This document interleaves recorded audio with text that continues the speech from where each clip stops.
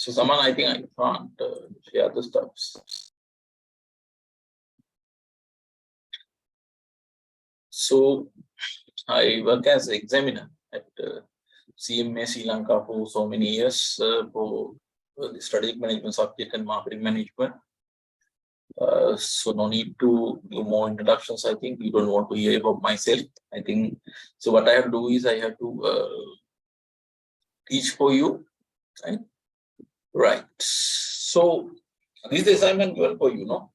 Is someone shared the assignment given for you with me? Am I correct? Is the one? Yes, sir. Okay. Now this how many people have started the work? Then the harder now, I hope that you have already completed. How many people have already completed the assignments?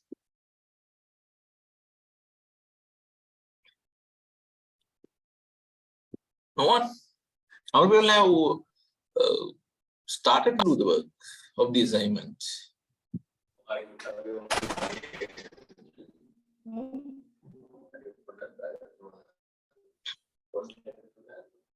Please mute your mic.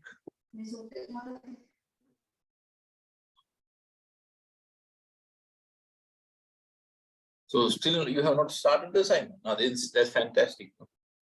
So then I think you can get something from me on this assignment. Right. Shall I go through the facts given here? Take home assignment number 601. So you may select the organization you are employed at present or earlier. You may select the organization you are employed at present or earlier. The මුලින්ම කරන්න තියෙන වැඩේ තමයි තමන් දැන්ට වැඩ කරන ආයතනය හෝ එහෙම නැත්නම් අතීතයේදී වැඩ කරපු ආයතනය තෝරා ගැනීම. හැබැයි තමන්ට වැඩ කරන්නේ නැත්නම් එහෙම තමන්ට ඔප්ෂන් එකක් දීලා තියෙනවා මොකද්ද? In case you were not employed in the past, select an organization listed in the Colombo Stock Exchange. So they have given the option for you to select a company from the Colombo Stock Exchange. I'm sure that the assumption is that in that scenario you can get more information. Normally listed companies are publishing more information compared with the organizations. That should be the objective. So when you look at about this, I thought option 2 තමයි තමන් අතීතයේ වැඩ කරපු ආයතනය තෝරා ගන්න පුළුවන්. එහෙම නැත්නම් දැන්ට වැඩ කරන ආයතනයක් යොදා ගන්න පුළුවන්. එහෙම නැත්නම් කොළඹ ස්ටොක් එක්ස්චේන්ජ් එකේ ලිස්ට් වෙලා තියෙන කම්පැනියක් තෝරා ගන්න පුළුවන්.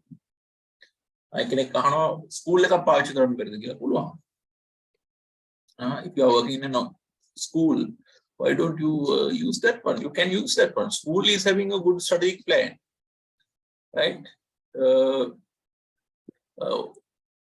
School normally is having a good study plan, because I remember when I was at the CEDA, I lecture about school principles. Then my topic goes how to prepare a strategic plan for school, right? Therefore, right? So you can prepare a plan for your schools also. එතකොට ඔගොල්ලෝ මොකද කරන්න ඕනේ? ඔගොල්ලෝ කරන්න ඕන දේ තමයි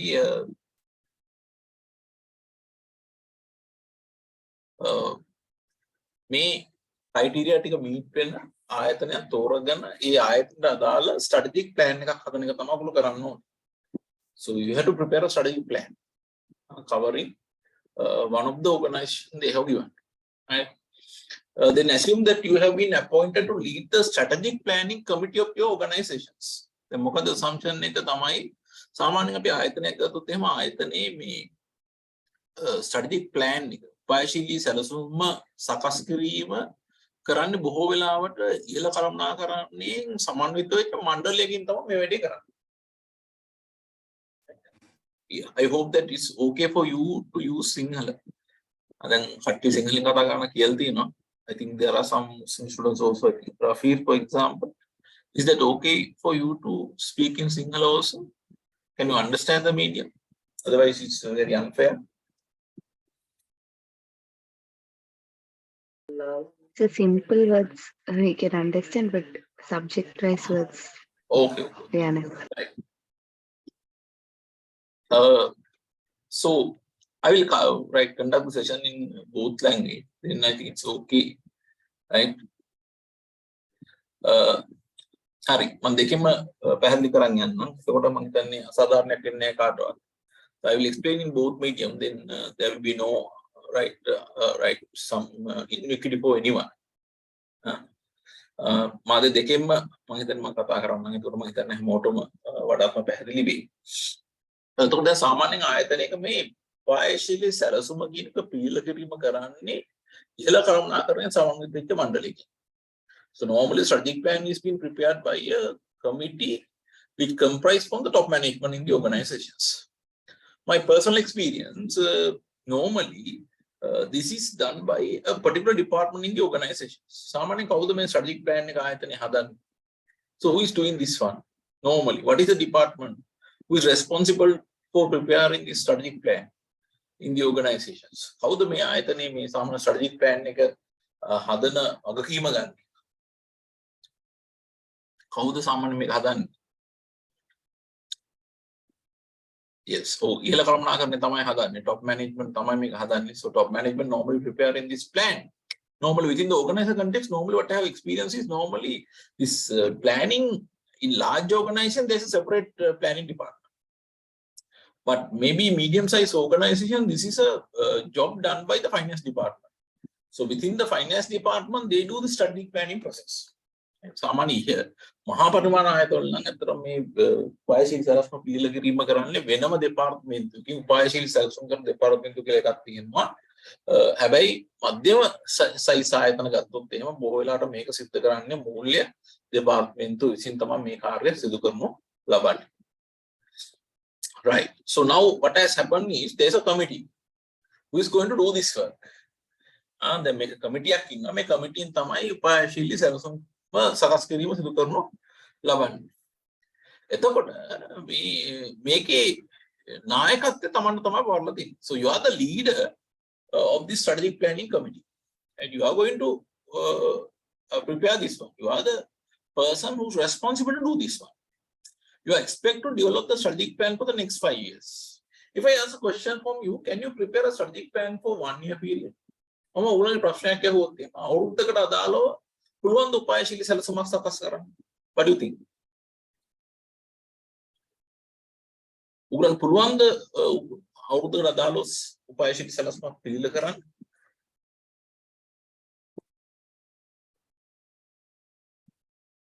සාමාන්‍ය පිළිල කරන්න පුළුවන්. හැබැයි ප්‍රායෝගිකව පිළිල කරනවද? උපායශීලී සැලසුම කියලා කියන්නේම මේක ඇවිල්ලා කෙටි කාලන සැලසුමක් නෙමෙයි. මේක ඇවිල්ලා දිගු කාලීන සැලසුමක්. So what is strategic plan? Strategic plan is a long-term plan. So which try to obtain a competitive advantage for the organizations. The main objective of preparing strategic plan is to get a competitive advantage. තරම මේ උපායශීලී සැලසුමක් පිළිල කිරීමේ ප්‍රධානම අරමුණ වන්නේ තරංකාරී වාසි ලබා ගැනීම සඳහා. කර්මාන්තයේ සිටින අනිත් අය පරාජයටපත් කළා කර්මාන්තයේ ඉහළ සාර්ථකත්වය ළඟා කර ගැනීම තමයි මේ උපායශීලී සැලසුම සකස් කිරීමේ ප්‍රධාන පරමාර්ථය බවට පත් වෙන්නේ. right? මතක තියාගන්න උපායශීලී සැලසුම කිව්ව ගමන් මේක ඇවිල්ලා දිගු කාලීන සැලසුමක්. මේක කෙටි කාලන සැලසුමක් නෙමෙයි. ඒ නිසා අවුරුද්දකට උපායශීලී සැලසුමක් සකස් කරනවා කියන එක ප්‍රායෝගික නැහැ. මේක දිගු කාලයකට තමයි මේ සැලසුම පිළිල කිරීම සිදු කරනු ලබන්නේ. So we are going to prepare strategic plan for long period, not for a short period of time. Right? Then now, so see, it is clearly mentioned that you are expected to develop the strategic plan for the next 5 years. See, look at the time period they have identified. Time period they have identified is a 5-year period. So it's a long-term plan, not a short-term plan actually. It's a long-term plan. So toward this exercise, prepare a preliminary report to the senior manager comprising the following. So in order to facilitate this exercise, you are asked to prepare a preliminary report. which should be submitted to the senior management. Then Taman දීලා දෙන වැඩේ තමයි මේ උපායශීලී සලස්ම පිළිල කිරීම සඳහා උදව් කිරීම සඳහා මුලින්ම පුංචි report එකක් හදන්න කියලා තමයි Tamanට දීලා දෙන වැඩේ. මේ report එක අපි බාර දෙන්නේ කාටද? ආයතනයේ ඉන ඉහළ කළමනාකරණයට තමයි අපි මේ වාර්තාව බාර දීම සිදු කරනු ලබන්නේ. Right. So look at the first part. Now, if you look at about the question raised, there are 7 questions raised by the examiner. එතකොට මේ වාර්තාව තුල ඔගොල්ලෝ අන්තර්ගත කරන්න ඕනේ කාරණා 7ක්. ප්‍රශ්න 7ක් අහලා තිනවා. මේ ප්‍රශ්න 7ට අදාළව උත්තර තමයි ඔයගොල්ලන්ගේ වාර්තාව තුල ඇතුළත් විය යුත්තේ. Right? So we'll look at about what are the questions raised here. The first one is briefly explain the organization focusing on its key functions, scope, form of management, type of organization, size of the workforce, and any other important aspect relevant to introduce the organization. Describe the business trend in the immediate past. All right. If you look at the first one, මොකද මුලින්ම කරන්නේ? දැන් අපි ඕනම ආයතනයක් තෝරගෙන අපි assignment එකක් කරද්දී එකපාරටම අපි අපේ assignment එකේ මූලික හරය ගැන කතා කරන්න පටන් ගන්නවද?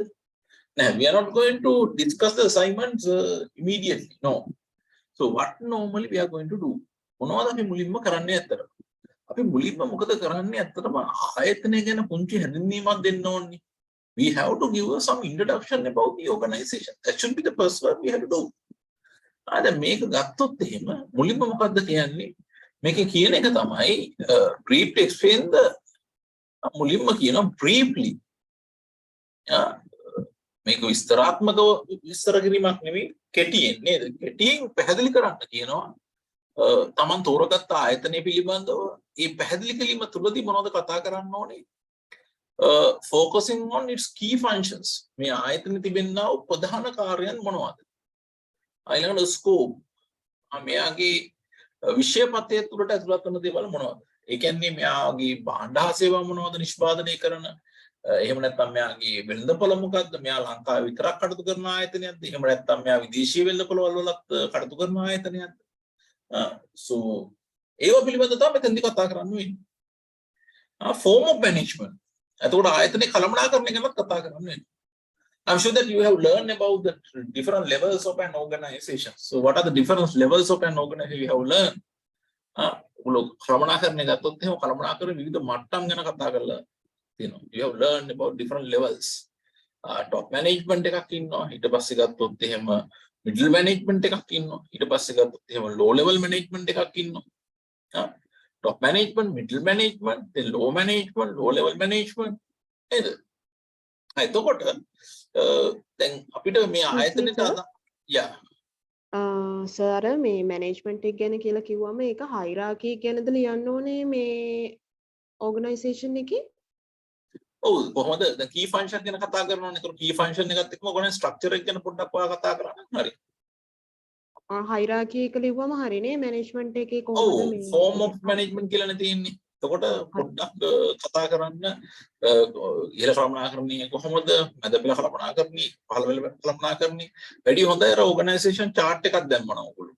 ඔව් අර සාමාන්‍යයෙන් තියෙනවනේ ඕගනයිසේෂන් එකේ අර සිලෙක්ට් කරගත්තොත් අපිට හයිරාකි ගන්න පුළුවන්නේ. ඒක මේ පැහැදිලි කරලා දෙන්න නම් හරි නේද? ඔව්. හරි හරි. Thank you. Okay. Right. Then type of organizations. උඩ ආයතන ගැන විස්තරයක් දෙන්න. දැන් උදාහරණ බැංකුවක් නම් මොන වගේ බැංකුවක්ද? බැංකුව ගත්තොත් එක එක ජාතියවත් තියෙනවා. කොමර්ෂල් බැංක් එකක් වෙන්න පුළුවන්, සේවිංස් බැංක් එකක් වෙන්න පුළුවන්. එතකොට ස්පෙෂලායිස් බැංක් එකක් වෙන්න පුළුවන්. මොන වගේ ආයතනයක්ද? ඒක පිළිබඳව ආයතන ගැන පුංචි හැඳින්වීමක් කරන්න ඕනේ. ඊළඟට ගත්තොත් එහෙම size of the workforce සේවකයෝ පිළිබඳව හැඳින්වීමක් කරන්න ඕනේ. සේවකයෝ කී දෙනෙක් ඉන්නවද? කොහෙද මේ වැඩ කරන්නේ? ශාඛාවන් තියනවද? ප්‍රධාන කාර්යාලයක් තියනවද? මේල් කොච්චරද? ෆීමේල් කොච්චරද? අන්න ඒ වගේ විස්තර. සේවකයෝ ගැන පුංචි හැඳින්වීමක් කරන්න ඕනේ. And any other important aspects.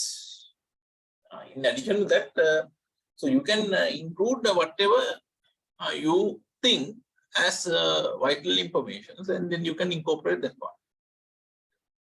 Relevant to introduce the organization, discuss the business trend in the immediate past. Relevant to introduce the organization, describe the business trend in the immediate past. मैं तवे का किनो ने एक ही दालो किनो में अगर अतीते तुलदी තිබ්බ business trends මොනවද කියලා පුංචි පැහැදිලි කිරීමක් කරන්න කියනවා. Describe the business trend in the immediate past. දැන් උදාහරණ වශයෙන් ගත්තොත් එහෙනම් මොනවද මේ දවස්වල තියෙන business trends?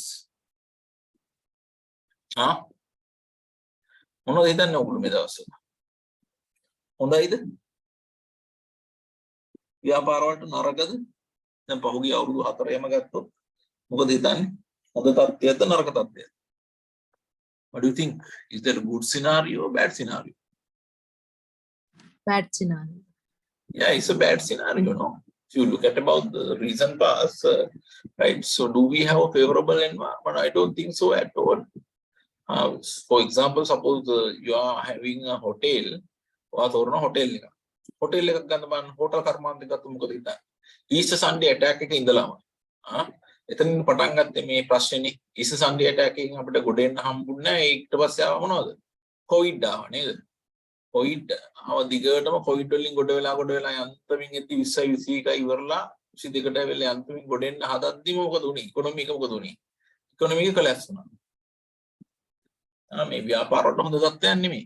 So even my life, I have never experienced this type of environment. I'm not sure about my job within this year. I don't know what will happen to Sri Lanka. I don't have any trust. So many young guys are leaving the country. So I thought මොකද උනේ අතීතයේ. ඒව ගැන පොඩ්ඩක් කතා කරන්න පුළුවන්. Excuse me, sir. Yeah.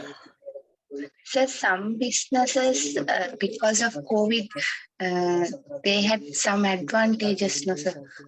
Yeah. That's why I say that for the majority business, they are suffer, right? But there are some few businesses, they are doing really well. For example, say, so today morning I met one of my students, chartered accountant, when I was doing exercises in the ground. Then I had a chat with that guy. He's in a cinnamon business. Is it fantastic? Last 1 year, it was a fantastic year for them, right? So what is the main reasons? So the point you have mentioned is correct, Rafi, right? What is the main reasons? If you look at about the exporting companies, they are benefited because rupee was depreciated almost 100%. I thought මොකද rupee depreciate වෙච්ච එකම තමන්ට හම්බෙන rupee ප්‍රමාණය වැඩි වෙනවනේ. You get so many amount actually. You get some exchange gain. Yes, your point is correct. But I can say 1% business may be favorably affected this one. 1% of the business. But I think 99%. Yeah. So then if we select a business where they have benefited very much during the immediate past, then is it okay if we write in the positive way? Yeah. It depends on how this environment affected to them. Some of them may be favorable, some of them may be negative. You can write that one. Right? Okay, sir. Thank you, sir. Hari. First part again, what are issues? What are the other issues? First part again. Sir, Do we have excuse me. Yeah. Sir, අපි දැන් bank එකක් තෝරගත්තොත් sir bank එක trends විදිහට මේ දැන් housing loans දෙන rate එක අඩු වුණා. ඊට පස්සේ fixed deposit වලට ඒගොල්ලන් මේ motivate කරා fixed deposit වැඩියෙන් දාන්න. ඊට පස්සේ මේ employees ලගේ මේ turnover එක ඒගොල්ලෝ migrate කරන මේ ප්‍රතිශතය වැඩි වුණා. ඒ වගේ ට්‍රෙන්ඩ්ස් විදිහට ගත්තොත් හරිද සර්? එතනදී business trend කියන එකේ ගත්තොත් එහෙම වාට කතා කරන්න පුළුවන් එකක් තමයි දැන් වාගේ point එක බැංක් එකක් ගත්තොත් එහෙම දැන් බැංකුව ගත්තොත් මේ දවස්වල තියෙන දැන් පහුගිය අන්තිම මාස 6 ඉඳලා තියෙන main issue එක තමයි liquidity problem එක. මම හිතනවා agree වෙනවා ඇති. ඔය බැංක් එකේ වැඩ කරනවා. am I correct?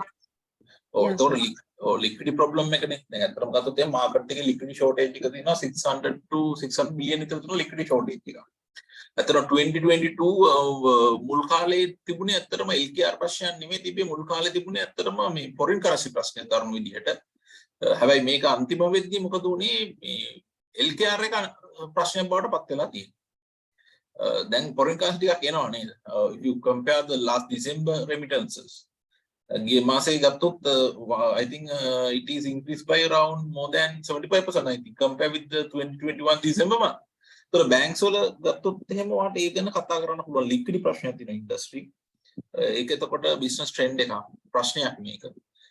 ඊළඟට ගත්තොත් fixed deposit rate එක වැඩි වෙනවා. fixed deposit rate එක වැඩි වෙන හේතුව තමයි රටේ inflation එක. රටේ inflation එක අපි දන්නවා it is more than 65%. එතකොට ඒක ඇත්තටම ගත්තොත් එහෙම inflation එකත් එක්ක ගත්තොත් interest rate බොහොම low, not fair at all. So you are getting a minus return. That's the truth. Right?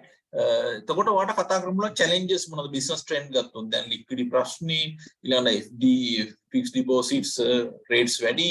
එතකොට cost of capital එකට මොකද වෙන්නේ? බැංකුවේ cost of capital ගත්තොත් මොකද වෙන්නේ? high වෙනවද? FD rate එක වැඩි වෙද්දී නැත්නම් low වෙනවද? low වෙනවා sir. නෑ නේද? cost of capital වැඩි වෙනවනේ. මොකද අපි දැන් කස්ටමර්ස්කින් කස්ටමර්ට අපි වැඩිපුර ගාණක් ගෙවනවනේ. නේද? ඩිපොසිට්ස් වලට. ඒතර කස්ටමර්ට අපි වැඩිපුර ගාණක් ඩිපොසිට් වලට ගෙවුවාම මොකද වෙන්නේ? අපේ ෆන්ඩ් එකේ පිරිවැය වැඩිනේ. මොකද අපි ඩිපොසිට් ඇවිල්ලා එක ෆන්ඩින් සෝස් එකක්නේ. නේද? ඔව් sir. ඔව් ඒතර අනිත් පැත්තට ගත්තොත් එහෙම අපි ඊළඟට ඉන්වෙස්ට් කරනවා බැංකුවක නේද? ඉන්වෙස්ට් කරන සෝසස් තමයි ලෝන් දෙන ඒවා. නැත්නම් බැංකුව වෙනම ඉන්වෙස්ට් කරනවා ට්‍රෙෂරි බිල් වගේ ඒවා දානවා. එහෙම ගත්තොත් එහෙම. එතකොට ඉන්ට්‍රස්ට් රේට් වැඩි වෙනවා කියලා කස්ටමර්ට අපි වැඩිපුර ගෙවනවා කියලා කියන්නේ අපේ පිරිය ඉහළ යනවා කියන එක. එතකොට අපිට පුළුවන් වෙන්න ඕනේ එහෙමනම් මේ පිරියට වඩා වැඩි ප්‍රතිශතයක ආදායමක් ගන්න හැකියාව අපිට ලැබෙන්න ඕනේ. නේද? දැන් ගත්තොත් බැංකින් ඉන්ඩස්ට්‍රි මම දන්න දේ තමයි දැන් මට පෙරේද හම්බුණා I had a wedding at Hilton. මගේ පරණ යාළුවෝ ටික හම්බුණා. Right. මම earlier I work at Bank of Ceylon. Right. The former GM was also in the same table. Then we had a chat. මොකද වෙලා තියන්නේ හැම බැංකුවක් ගත්තොත් මේ දවස්වල ගත්තොත් එයාගේ cost of capital වැඩි. සහ NPL වැඩි. non performing loans වැඩි. ඒක business trend එකක්. මිනිස්සු ගෙවන්නේ loan ගෙවන්නේ. Right. එතකොට මොකද වෙන්නේ? එතකොට practically ගත්තොත් එහෙම it's not a favorable scenario. Is it clear? Yeah sir. Sir එතකොට sir දැන් banks ඔක්කොම downgrade කරලා තියෙන එක ඒක හරියද sir? පුළුවන් ඒක ලියන්න පුළුවන් වාට.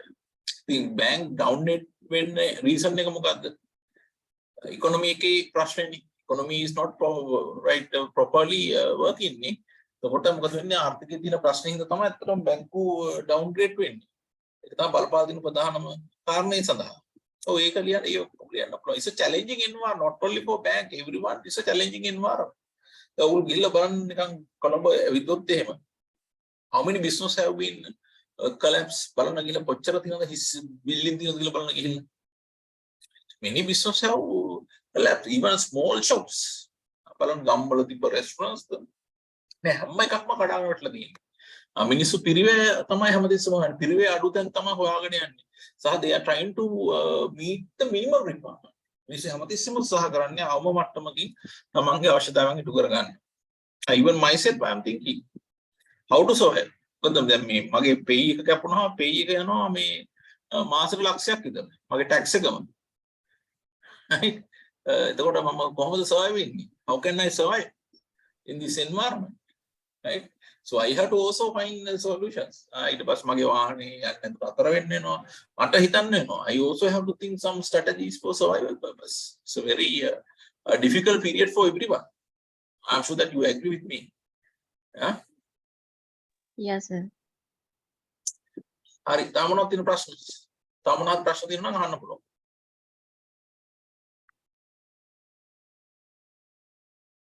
පළවෙනි කොටසට අදාළව දෙවෙනි කැලණට යන්න ඉස්සෙල්ලා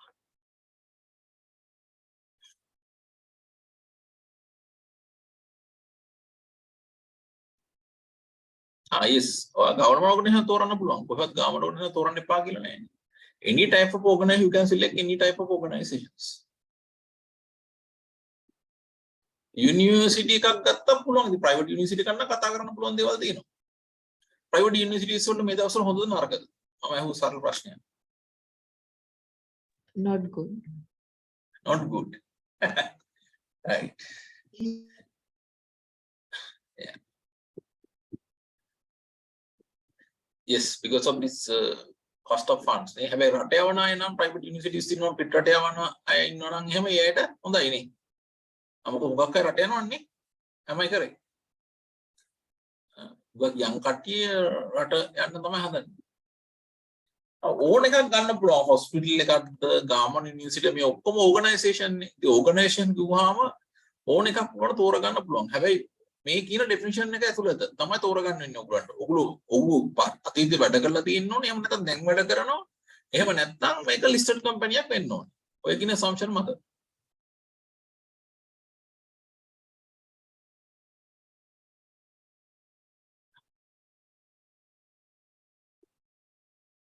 Yes, banking වලට ඔයගොල්ලන්ට පුළුවන් digital app එකක් introduce කරන්න.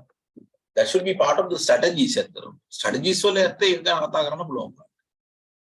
Banks වල අදාළව. මොනවද ආයතනික ප්‍රධාන කාර්යයන් වෙන්නේ? Key functions, what are the key functions?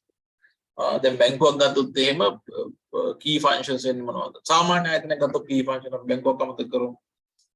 finance function එක, මූල්‍ය අංශය තියෙනවා. අලෙවි අංශය තියෙනවා, marketing එක, HR තියෙනවා.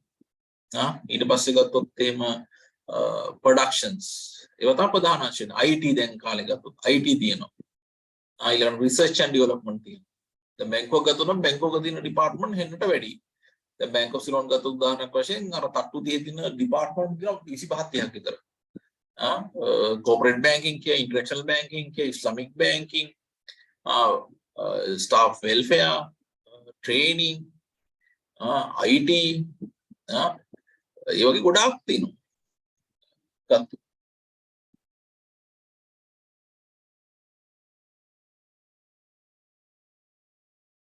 හරි ව්‍යාපාරික business trend කියන එක මෙහෙමයි තීරණය වෙන්නේ. business trend කියන එක ඒ කර්මාන්තය අනුව වෙනස් වෙනවා. දැන් උදාහරණයක් විදිහට ගත්තොත් තමයි බැංකු කර්මාන්තේ මම කිව්වේ මොකද්ද trend එක මොනවද business trends ගත්තොත් එහෙම අතරම මොකද වෙලා තියෙන්නේ fixed deposits වලට ගෙවන rate එක වැඩි වෙලා තියෙනවා. ඒකම අනිත් පැත්තට මොකද වෙන්නේ loan rate එක වැඩිද අඩුද දැන් loan rate එක වැඩි. loan එකක් සාමාන්‍ය 130ක් විතර වෙනවා loan එකක් ගන්නවා නම් මේ දවස්වල. ඒකල බිස්නස් එකේ ට්‍රෙන්ඩ් එකක් නේ. දැන් ඉස්සර දැන් අවුරුද්දකට ඉස්සෙල්ලා කොහොමද තිබ්බේ තත්ත්වය? බැංකුවක ගියොත් එහෙනම් ෆික්ස්ඩ් ඩිපොසිට් තිබ්බේ 6යි 7යි. ලෝන් එකක් ගන්න තිබ්බ 7යි 8යි. හැබැයි මොකද දැන් අර පහුගිය අවුරුද්ද ඇතුළත මේ තත්ත්වය වෙනස් වුණා. මොකද උනේ ෆික්ස්ඩ් ඩිපොසිට් රේට් එක වැඩි වුණා 30කට විතර. ඊට පස්සේ ගත්තොත් එහෙම ඉන්ට්‍රෙස්ට් රේට් වැඩි වුණා, ලෝන් ඉන්ට්‍රෙස්ට් රේට් වැඩි වුණා 30කට විතර. ඒ වගේම තමයි බැංකු ගත්තොත් එහෙම ද්‍රව්‍යශීලතා ප්‍රශ්නයක් තියෙනවා. ඒ වගේම තමයි විදේශීය මුදල් ප්‍රශ්නයක් තියෙනවා, ෆොරින් කරන්සි ප්‍රශ්නයක් තියෙනවා. ඕවා තමයි උත්තර. මේක ආයතනෙන් ආයතන වෙනස් වෙනවා. තමන් ඉන්න කර්මාන්තය අනුව වෙනස් වෙනවා. ඔව් ටොපික් ඇතුළත් කරන ටොපික් arrange කරන්න assignment එකේ පිළිවෙලට topics පිළිවෙලට ඇතුළත් කරන්න. කිසිම ගැටලුවක් නැහැ. මේ ප්‍රශ්න ටික අහලා තියෙන විදිහට ගන්නට හදාගෙන යන්න. introduction to the organization කියලා දාලා introduction to organization and industry කියලා දාලා ඒක ඇතුලේ substantive ටිකක් අඳුර ගන්න. පොඩි introduction එක key functions මොනවද එහෙම මේක ඇතුලේ අඳුර ගන්න. ඒක යටතේ කැලි කිහිපයක්.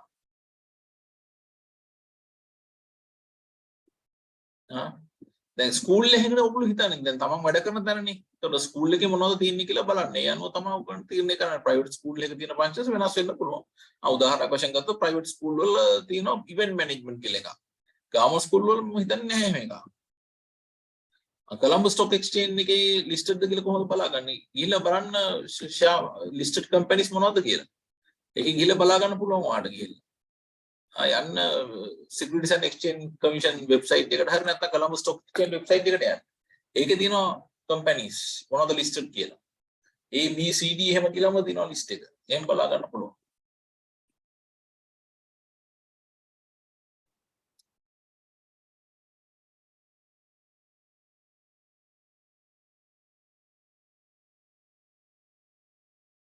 Right.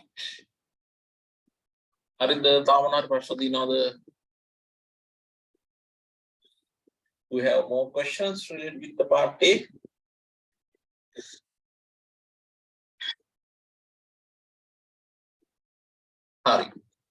If you don't have any questions, I can move to the part B. Describe the key success factors and core competencies of the organization if available. Describe the key success factors and core competencies of the organization if available. Key success factors or core competencies. We have learned these stuffs. Can someone let me know? I'm sure that so you have learned this one. These stuffs, otherwise they may not test that one in the exam. Yes or no?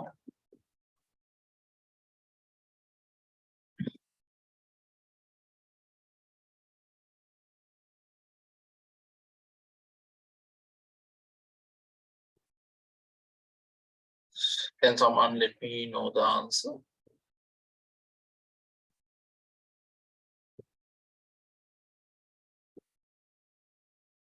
කෙනෙක් අහනවා company එකක් ගද්දි CSC එකේ නැති පොඩි private කම්පැනියක් ගත්තට කමක් නැද්ද කියලා අහනවා.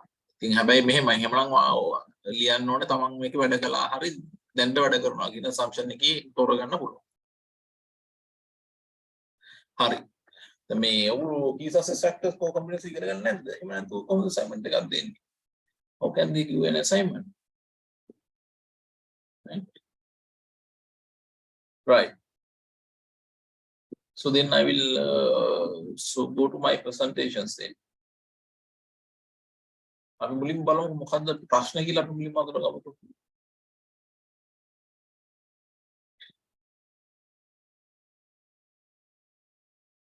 Describe the key success factors and core competencies of the organization if available. If available, කියන්නේ දැන් key success factors කියන එක කොහොමද තියෙන්නේ? core competencies කියන එක සමහරට තියෙන්නත් පුළුවන් නැති වෙන්නත් පුළුවන්. ඒකයි if available කියලා දාලා තියෙන්නේ.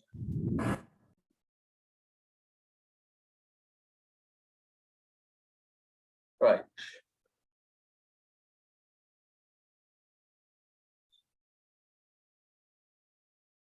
So I will start my discussion with the critical success factors. So what is critical success factors? වැදගත් සාර්ථක factors critical කියන්නේ වැදගත් කියන එක critical කියලා කියන මෙතනදී වැදගත් කියන එක success කියලා කියන්නේ සාර්ථකත්වයට සාර්ථක බලපාන සාධක කියන එක සාර්ථකත්වයට වඩාත් සාර්ථක වීම සඳහා බලපාන සාධක තමයි critical success factors කියලා කියන්නේ. යම්කිසි කර්මාන්තයක සාර්ථක වීම සඳහා බලපාන ලබන සාධක තමයි අපි මේ critical success factors විදිහට හඳුනා ගැනීමක් සිදු කරනවා ලබන්නේ. Right? So look at this one. So critical success factors are those actions that must be performed well in order for the goals and objectives established by an organization to be met successfully. So critical success factors are those actions that must be performed well in order for the goals and objectives established by an organization to be met successfully. මොකද මේ කියන්නේ? දැන් අපි මේ වචන දිහා බොහෝම ඉතින් බලන්න ඕන carefully. You have to look at about this word very carefully.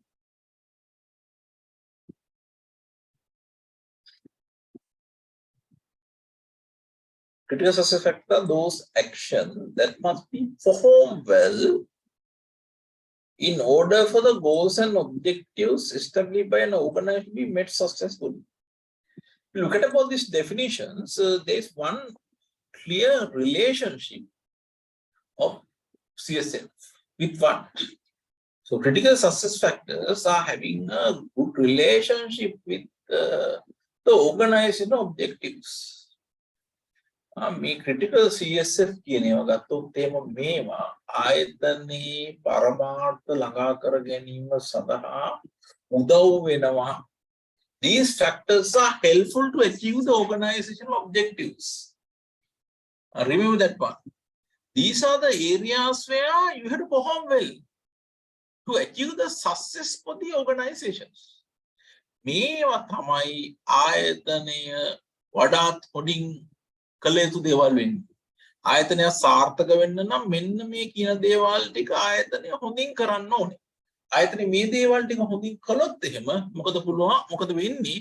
එයාට පුළුවන් වෙනවා ආයතනයේ පරමාර්ථ ටික ළඟා කරගන්න. So they will be able to achieve the organization objectives. Right? ඒගොල්ලෝ පුළුවන් වෙනවා අතනම organization objectives ටික ළඟා කරගන්න. Alright, I will provide example. Don't worry. Wait. So we look at about the second definition also. What is second definitions? Johnson, Scholars, and Whittington define CSF critical success factors as those components of strategy where the organization must excel to outperform competitions.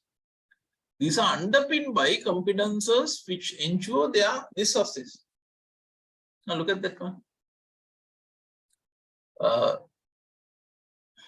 Johnson, Scholars, and Whittington define CSF as those component of strategy where the organization must excel to outperform competitions.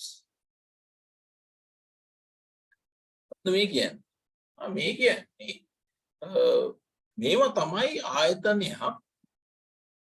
හොඳින්ම ඉටු කරන යුතු දේවල් ටික වෙන්නේ. මෙන්න මේ areas ටිකේ ආයතනය හොඳින් කටයුතු කළා. එක්සෙල් වෙනවා කියන්නේ මොකද්ද? මස් එක්සෙල් කියලා කියන්නේ හොඳටම perform කරනවා. If they perform well in these areas, right? So what will happen? So they will be able to win the competition also. You know that market is very competitive. Market environment is always competitive environment. It is not easy to survive. මේ තරංකාරී වෙළඳපොළ තුළ අපිට මොකද කරන්න පුළුවන්? මේ CSF පිළිබඳව අපි අවධානය යොමු කළා. මෙන්න මේ කියන ඒරියාස් පිළිබඳව අවධානය යොමු කළා අපිට කටයුතු කළොත් එහෙම අපිට පුළුවන් අපේ පරමාර්ථ ටික ළඟා කරගන්නත් හැකියාව ලැබෙනවා. You will be able to achieve the organizational objectives if you have focus on these areas. අද අපි මෙන්න මේ කියන areas වල හොඳින් කටයුතු කරන්න ඕනේ. හොඳින් කටයුතු කළොත් මෙන්න මේ කියන areas ටිකේ අපිට පුළුවන් සාර්ථක වෙන්න. හරි. දැන් මම දන්නවා මේක හරියට පැහැදිලි නෑ කියලා. I know that. Right? Because I try to illustrate the definition for you. හරි. මේක තේරුම් ගන්න හොඳම විදිය තමයි what is the best way to understand these critical success factors. You have to think from customer point of view. Customer ගේ shoe එක ඇඳගෙන customer ගේ shoe එකට බැහැලා හිතන්න එතකොට පුළුවන් මේකට උත්තරේ හොයාගන්න. customer කෙනෙක් විදිහට ව්‍යාපාරකින් බලාපොරොත්තු වෙන දේවල් ටික මොනවද කියලා හිතන්න. අන්න ඒ ටික තමයි ආයතනයක් විසින් හොඳින්ම ඉටු කළ යුතු දේවල් ටික. ඒ ටික ආයතනය හොඳින් ඉටු කරනවා නම් මොකද වෙන්නේ? ආයතනය සාර්ථක වෙන්න පුළුවන්. හරි. I will ask very simple questions. If you go to supermarket, what do you expect? මම අහනවා ඔයගොල්ලෝ පුංචි ප්‍රශ්නයක්. ප්‍රශ්නේ තමයි ඔයගොල්ලෝ සුපර්මාකට් එකකට ගියොත් එහෙම මොනවද බලාපොරොත්තු වෙන දේවල් ටික? If I try to yes. Variety of quality foods. Quality foods. දැන් එනවා quality foods තමයි expect කරනවා. තා මොනවද? Good service. Price. Quality products. ඊළඟට ගත්තොත් එමු good customer service නේද?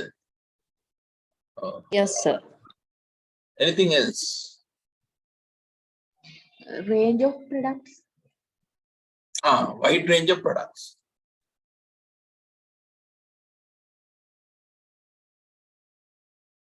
Sorry. Almost everything to be there. Right. කෙනෙක් කියන low price එක අඩුවට ගන්න තියෙනවා හොඳයි නේ. බඩු. Yes, good point.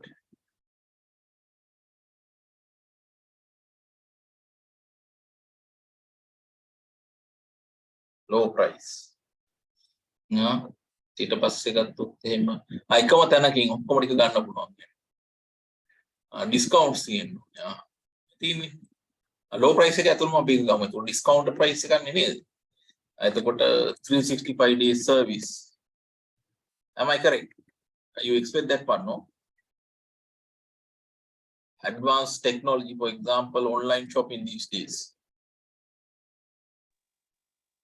Payment methods. Yes, car parking facilities. Payment methods, for example, post payment, no? Example, post.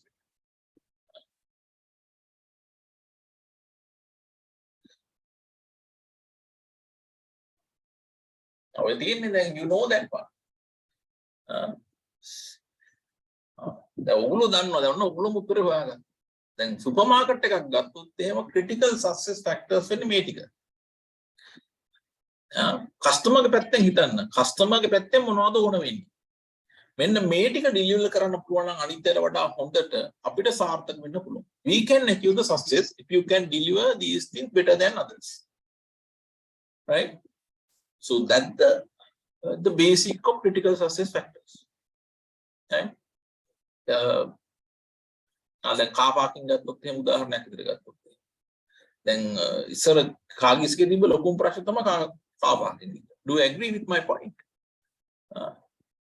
So කාගිස්ගේ car parking ඉස්සර මං කියන්නේ. දැන් අලුත් ඒවා ඒ ප්‍රශ්න විසඳලා තියෙන්නේ ඒගොල්ලෝ. පොඩ්ඩයි නේද තිබ්බේ. So we had very limited space, no? Early days. So then the Keels capitalized that part. So what Keels did?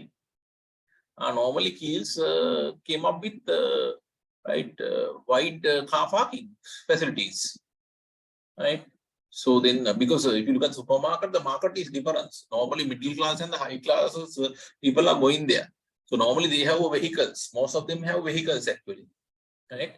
Then their requirement of parking the car should be facilitated, right? So these are the critical success factors for supermarket, right? එහෙම හිතන්න customer කෙනෙක් විදියට හිතන්න. එතකොට ඔයගලන්ට මේ critical success factors ටික හඳුනා ගන්න පුළුවන්. Right? Any questions? මොනවද ප්‍රශ්න තියෙනවද?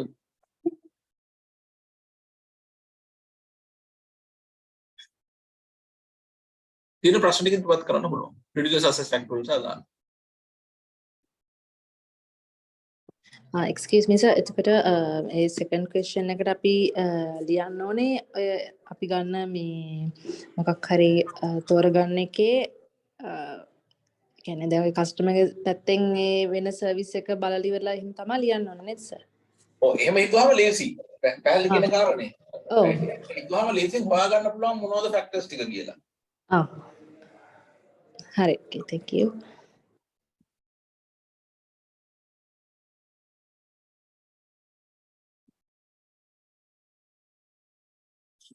හරි තව ප්‍රශ්න තියෙනවද?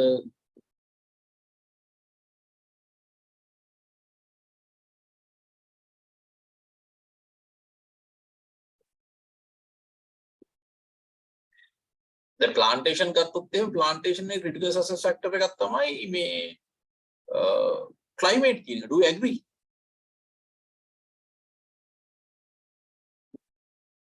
ඒ මම එහෙම කියන්නේ ඒක වෙනස් එකක් කස්ටමර් පැත්තෙන් හිතනවට වඩා ටිකක් එහාට යනවා. ඒ climate එක අදාළ වෙන්නේ. To decide the crops at the correct season. Yeah. For example, you say tea plantations. So can you have a tea plantation in Colombo area? I don't think so. Because climate is not matching, no? So climate is an important factor in that scenario, right? So low price, high quality, the technology, right? Then climate, those may be critical success factor for tea plantation company. Insurance company, so again low price, then so what are the other things? Then the convenience of getting the claims, then application of new technology, for example, online payments, yeah. Then different wide available product, different type of products available, general products and general insurance products and life insurance products. So it depends on the industry.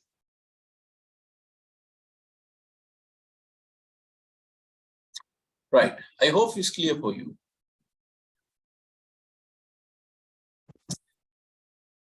Right. If you have some more questions, you can present that.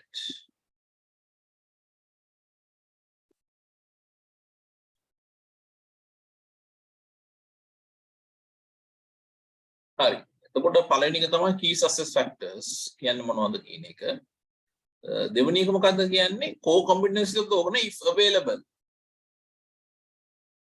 හරි. core competencies ගැන තමයි අපි ඊළඟට කතා කරන්න වෙන්නේ. දැන් මම මෙතන මේ KPIs දාලා දිනවා KPIs අහලා නැහැ. මොකද මේ KPIs සහ critical success factors කියන එක බොහොම සම්බන්ධිත දෙකක්. නමුත් මේ assignment එකට ඒක අවශ්‍ය වෙන්නේ නැහැ ඔයගලන්ට. I will share the presentations if you want. Right.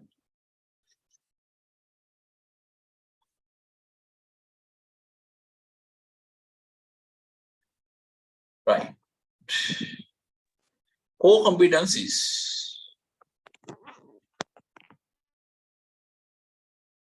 දැන් මේක දැන් මම හිතුවා ඔයගොල්ලෝ මේ තියරි එකක් ඉගෙන ගන්න ඇති කියලා. ඒව තියරි එක ඉගෙන ගන්න තියෙනවා නම් එහෙම ඇත්තටම මේක එන්නේ capabilities වලින් තමයි පටන් ගන්න. ආයතනයේ capabilities තමයි ප්‍රධාන topic එකට බාරපත් වෙන්නේ. The first topic is capabilities. Right. So capabilities වල කැලි දෙකක් තියෙනවා. capabilities වල කැලි දෙකක් තියෙනවා. එකක් තමයි resources අනිත් එක තමයි competencies. එකක් resources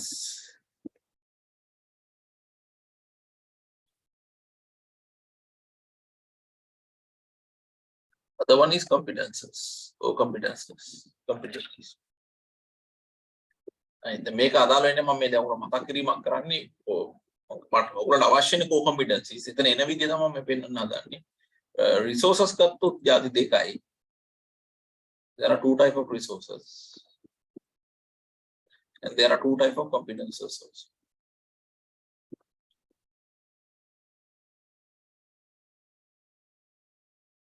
Resources දෙකයි. එකක් තමයි threshold resources කියන එක.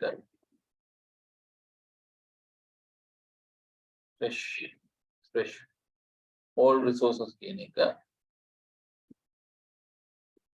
අනිත් එක ඇවිල්ලා unique resources කියන එක. Unique resources කියන එක competencies කරද්දී එහෙම threshold competencies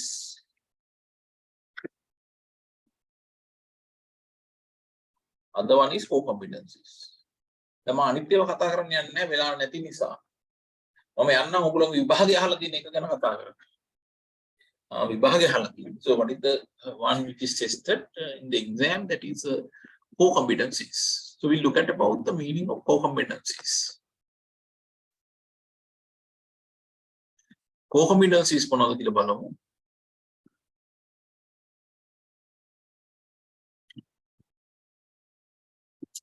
Right. Core competencies mean they have mentioned is the core competence mean activities that create competitive advantage. Activities that create competitive advantage, they are difficult for competitors to imitate or obtain. They are difficult for competitors to imitate or obtain. There are a few keywords here. Core competencies mean the activity, these are some sort of activities, right? Activities that create competitive advantage. These help us to get a competitive advantage. And they are difficult for competitors to imitate or obtain. From competitor perspective, these are very difficult thing for them to copy or obtain. මොනවද මේ core competencies කියලා කියන්නේ? core කියලා කියන්නේ වැදගත් කියන එකනේ. වැදගත් කුසලතාවයන් core competencies කියලා කියන්නේ. මේවා තමයි ආයතන තරංකාරී වාසි ලබා ගන්න උදව් වෙන දේවල්. තරංකාරී වාසි කියලා කියන්නේ මොකද? අනිත් අයට වඩා වෙළඳපොළේ ඉන්න අනිත් අයට වඩා හොඳට වෙළඳපොළ තුල සාර්ථක වෙන්න උදව් කරන දේවල්. තමයි අපි core competencies කියලා කියන්නේ. අනිත් අයට වඩා අපි වෙළඳපොළේ ඉස්සරහින් ඉන්න උදව් කරන දේවල්. මේවා ගත්තොත් එහෙම මේවා මේ තරංකරුවන්ට මේවා මේ ලේසියෙන් කොපි කරන්න බෑ. කොපි කරන්න අමාරුයි මේවා. එහෙම නැත්නම් මේවා ලබා ගන්නත් එයාට අමාරුයි. Right? Right. If I ask a simple question from you, I have seen this some of the young guys having Apple iPhone. I have never used Apple iPhone, guys. Right? Then may Apple iPhone එක ගත්තොත් Apple ගේ iPhone එකේ තියෙන core competency එක මොකක්ද අනිත් අය ළඟ නැති. මම අහුවොත් කවුරු හරි උත්තර දෙන්න පුළුවන්. මම දැක්ක Apple phone තියෙන join the line. Can you tell me what is the main reasons of having an Apple iPhone?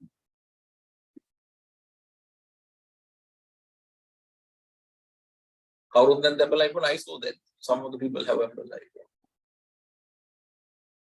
ඇයි Apple iPhone එක කරන්නේ? Security. One say security. Anything else? Security. Second, high quality. Technology aspect you go. Overall experience. Technology aspect you go. Are they good in new technology? Technology is also good. Then Apple is good. ගොඩාක් ඒවා තියෙනවා. අනිත් අය ළඟ නැති දේවල්. For example, I also came to know about that some of the new technology they have. Yeah, with this Dinesh chapter, that murder case actually.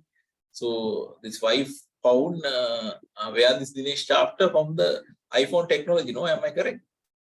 So location, no, even though the phone is switch off, so you can find the location, no, right? Am I correct? මගේ දැන් මං හරි කියලා. හරි නේද? right? එතකොට මේ තාක්ෂණය දැන් මම මේ අපේ ඔෆිස් එකේ තියෙනවා Apple iPhone පාවිච්චි කරන කීප දෙනෙක් මම අහුවා මොකක්ද ස්පෙෂලිටි එක? කිව්වා මේක මාන ෆෝන් එකක්. මේක පාවිච්චි කරත් තමයි දැනෙන්නේ. Security features, user friendliness, yes. දැන් ඒව තමයි මේ core competencies කියලා කියන්නේ. අනිත් අය ළඟ නැති දේවල්. Apple ගත්තොත් එහෙම හොඳ තාක්ෂණයක් තියෙනවා අනිත් අය ළඟ නැති. ඒකේ core competency අනිත් අයට ඒක copy කරන්න බෑ. දැන් ගත්තොත් එහෙම Samsung ට මේක copy කරන්න අමාරුයි. Samsung ට operative system ගත්තොත් එහෙම operational system එක ගත්තොත් එහෙම Apple ගේ මේ operation system එක මේ Samsung වලට වඩා හොඳයි. මම ළඟ තියෙන මේ Samsung phone එක. This is Samsung phone, right? Because I am addicted to Samsung phone because I am not a young guy like you. So my normal work can be done from this phone. I don't have any issue with this particular phone. I don't want to have this Apple iPhone, right? Right. Hari. Core competency. Right. මං අහන ප්‍රශ්නයක් ඔයගොල්ලන්ගේ. දැන් සමහර මම දැකලා තියෙනවා මේ දැන් අපි ටියුෂන් එකේ ඉන්න හින්දා මම දැකලා තියෙනවා සමහර ලෙක්චරර්ස් සමහර ඉන්ස්ටිටියුට් වලට ළමයි යනවා සමහර ලෙක්චරර්ස් ළඟට යනවා වෙන ඉන්ස්ටිටියුට් වලට යන්නේ නැතුව. One of the reasons. සමහරකට ගත්තොත් එහෙම quality of lecturing කියන එක. දැන් එකම subject එකකට දැන් chartered accountants ගත්තොත් එකම subject එකට උගන්වන තැන් තියෙනවා 4-5ක් සමහරවිට. ඒ එක තැනක lecture එකකට තමයි උගක් කරලා ළමයි වැඩිපුර යන්නේ. ඒකට හේතුව තමයි මේ lecture එකේ quality එක අනිත් අයගේ quality එකට වඩා වැඩි.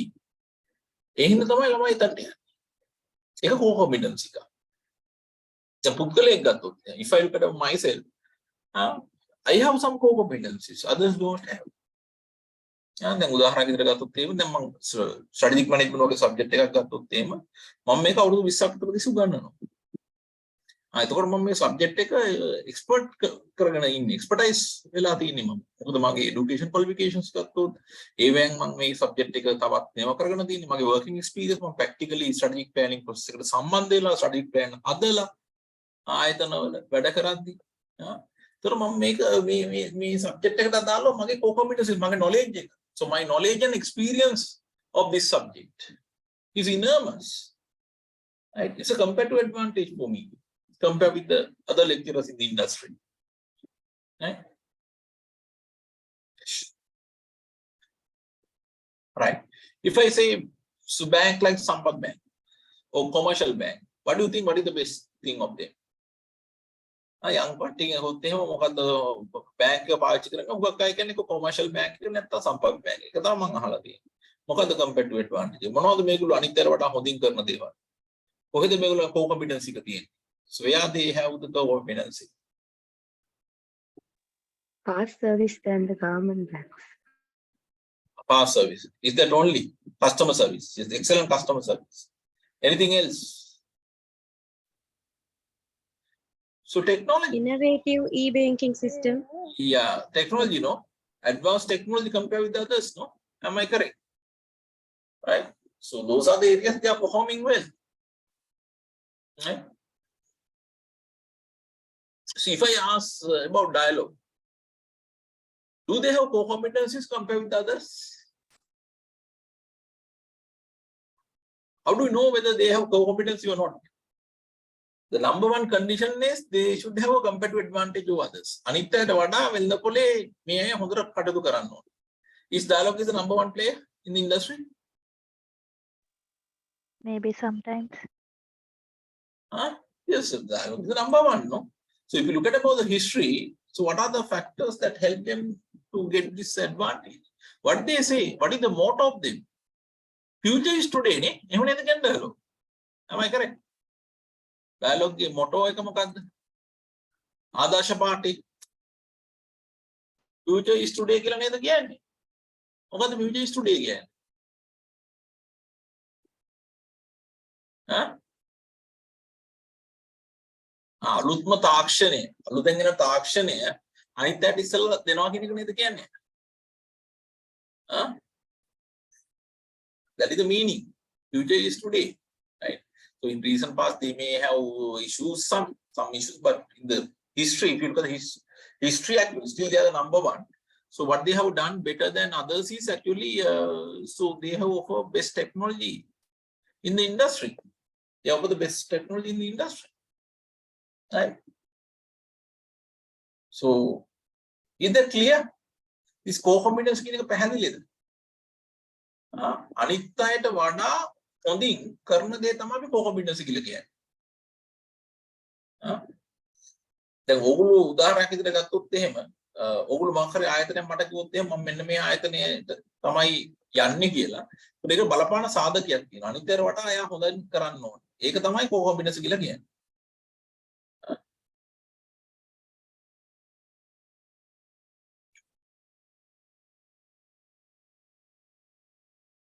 දැන් මේ ප්‍රශ්නේ ගත්තොත් එහෙම ප්‍රශ්නේ කියනෝ නේද බලන්න හොඳට බලන්න ප්‍රශ්නේ කියනවා core competence ඕකනේ if available සමහර ආයතන වල නැහැ. හිතන්නකෝ දැන් හිතනවා මම කියනවා pan asia බැංකුව හරි යුනියන් බැංක් එක හරි. ඒගොල්ලන්ට competitive advantage තියෙනවා අනිත් අයට වඩා ඒගොල්ලෝ හොඳට perform කරනවද? Do they perform well than others? අනිත් අයට වඩා හොඳින් කරන areas තියෙනවද මොනවා හරි? I don't think so. එතකොට එයාට core competencies නැහැ. ඒක තමයි examiner කියන්නේ මේ ප්‍රශ්නේ බලන examiner කොච්චර sensitive ද කියලා. ඒ හින්දා තමයි එයා කියන්නේ if available.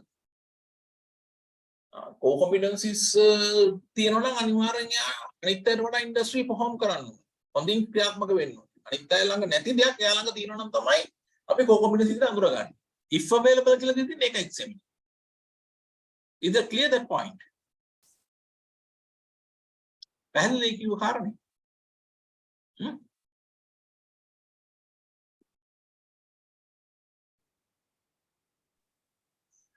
Sir, Oh, can you say some examples from Ceylon Bank? yeah, the unfortunate thing is I can't find any example. If you think that there are certain things they perform better than other banks in the industry, then you can identify that one as a core competency. Is that clear? Yeah, thank So you. what about the online banking systems? Can we explain like in the question? Yeah, online banking system, then your online banking system should be better than others. You say, for example, app. You say, so your app is better than other app, then you can say it's a core competency. Now, for example, I know this, if you look at the private sector banks, normally this the app of Sampak Bank is really good, commercial bank good. Am I correct? Compared with other banks, I think they have better apps. Government banks gathot ehema, so for my experience, I think this NSP app is better than other banks app. Right? Because you can send, you can make a credit card payment for any banks, right? This NSB app is really advanced actually compared to the government banks app, because I know this BOC app also. But this NSP, this Pay Act is more advanced than that. So this is more customer convenience also. Right, this one, right? So they can have some advantage by having app like this.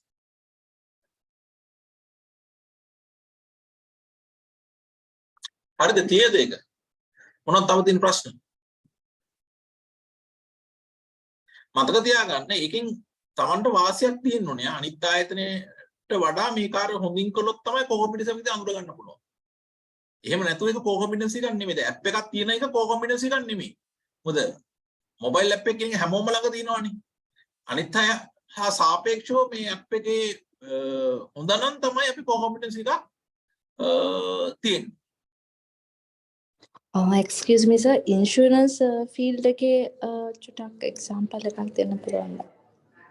ඔව් සෙලින්කෝ මගේ දැන් උදාහරණයකට on the spot insurance එක මම කවදාකවත් මාරු කරන්නේ නැහැ සෙලින්කෝ වල. දැන් මට ගිය සතියේත් එක්කෙනෙක් කතා කළා ශ්‍රී ලංකා insurance එක මම කවදාකවත් මාරු කරන්නේ නැහැ. දැන් මම වාහනේ insurance එකට ගෙවන 85000ක් විතර. එයා රුපියල් 45000ක් විතර දෙන්නම් කිව්වා. ඒත් මම මාරු කරන්නේ නැහැ. ඇයි? What is the reasons?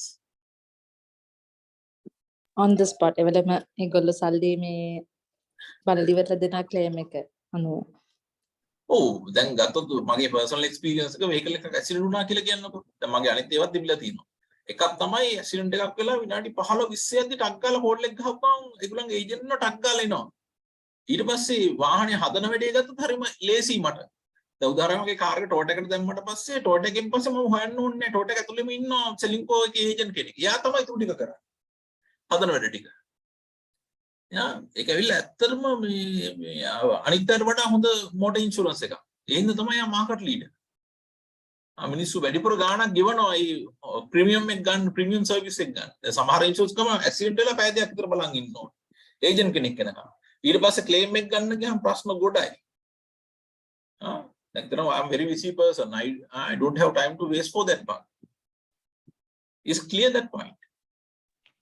Sir Answer එතකොට මේ දැන් ඒ ඉන්ඩස්ට්‍රි එකේ පරණම කම්පැනි එක වුණාමත් මේ එක්ස්පීරියන්ස් එකත් ඒක ගන්න පුළුවන්ද?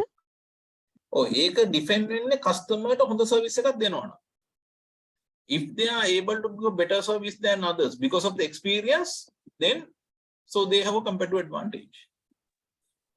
ඕකේ. දැන් අපි ගමුකෝ උදාහරණ. ඔව්. ඊතන උදාහරණ මීකිරි ගන්නකො.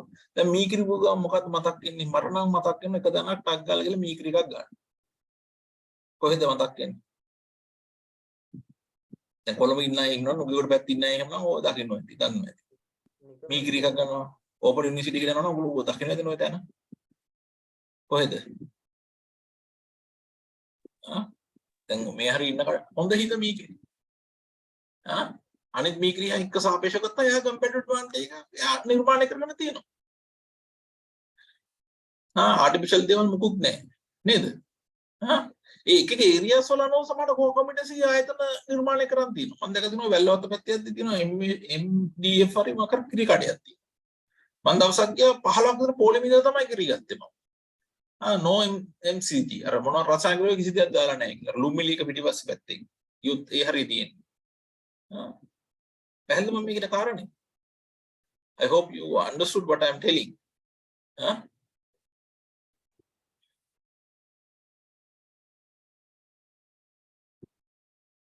අද මැලිබන් ගත්තාම මොකද්ද කොම්බිනන්සි එක? මම නම් හිතන්නේ ඒගොල්ලෝ කොම්බිනන්සි ක්වොලිටි එක කියලා. ප්‍රයිස් එක නෙමෙයිනේ. මැලිබන් බිස්කට් වල ප්‍රයිස් එක අඩුද? What do you think? Is Maliban price is low compared with other products? No. බලන්න උදාහරණයක් චොක්ලට් ක්‍රීම් එක ගන්න බලන්න. හයි ක්වොලිටි නේ. කොහොම මම දැකලා තියෙනවා ඒගොල්ලෝ ඇඩ්වර්ටයිස් කරනවා හිටන් කොහෙන්ද ගියන්නේ? UK වලින් මම දැකලා තියෙනවා ලෙමන් එක ගියන්නේ UK වලින් මම දන්නවා ඉතින්. යා හැමතිස්සෙම ફોකස් කරන හයි ක්වොලිටි එක ගැන. යා කියනවා කම්පිටිටර් එකට වඩා යාගේ ප්‍රොඩක්ට් එකේ ක්වොලිටි එක වැඩි කියලා. ඒ හින්දානේ අර SLAs පෙන්වන්නේ ඊළඟ ISO ස්ටෑන්ඩඩ් පෙන්වන්නේ. ඒවෙන් එයා කමියුනිකේට් කරන්න හදන්නේ සංවේදනය කරන්න හදන්නේ යාගේ භාණ්ඩේ ගුණත්වය අනිත් භාණ්ඩ වල ගුණත්වයට වඩා වැඩි කියන එක. Is that clear for you? හරි තාම මොනවද එක්සැම්පල් ඕනේ?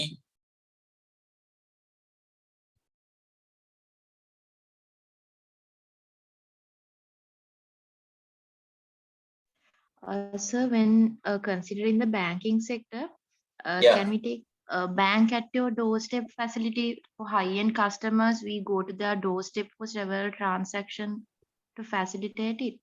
So Yeah. If others don't have, and from that one, if you can get a competitive advantage, yes, definitely that will be a core competency of you. So that's a customer convenience. No, am I correct? The broader fact is customer Yeah. convenience. yeah.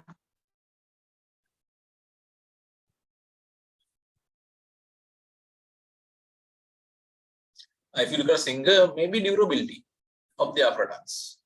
For example, Cecil, right? We'll say Cecil, for example, fan. I prefer that one.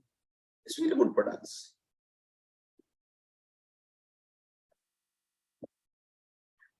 So more questions? Do we have more questions?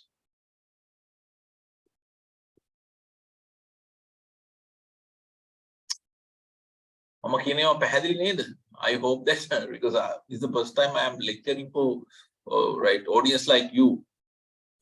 මං හිතනවා මං කියන එක පැහැදිලි කියලා ඔබට පැහැදිලි නැති මොකක් හරි approach එක මොකක් හරි වෙනස් වෙනවා නම් කියන්න. I adjust myself little bit. ලැංග්වේ සිංහලට මම ටිකක් වෙනස් කළා. කියන දේ පැහැදිලි නේද? I hope that you are understanding what I'm telling you.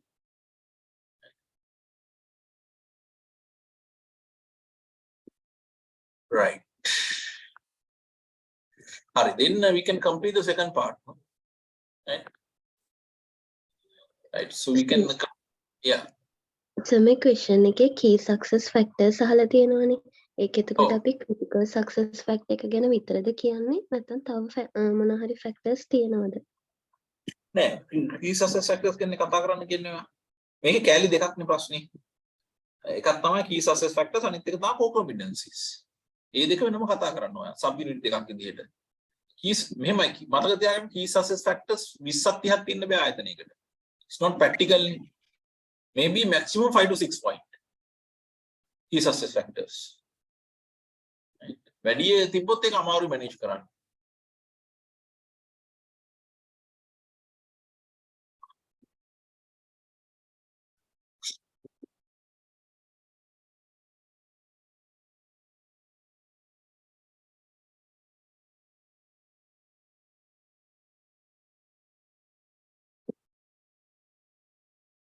If you have taken University of Srijawardena for your assignment, then you can take that point. If someone is asking questions, then I answer that one. I think Dulasha, I hope that I given a good answer for you.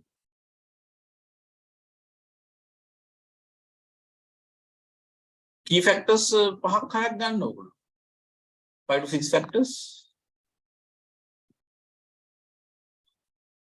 Give me 1 second, I will show some example. Chart case study. Last time I did analysis. Give me 1 second. I will show you some example.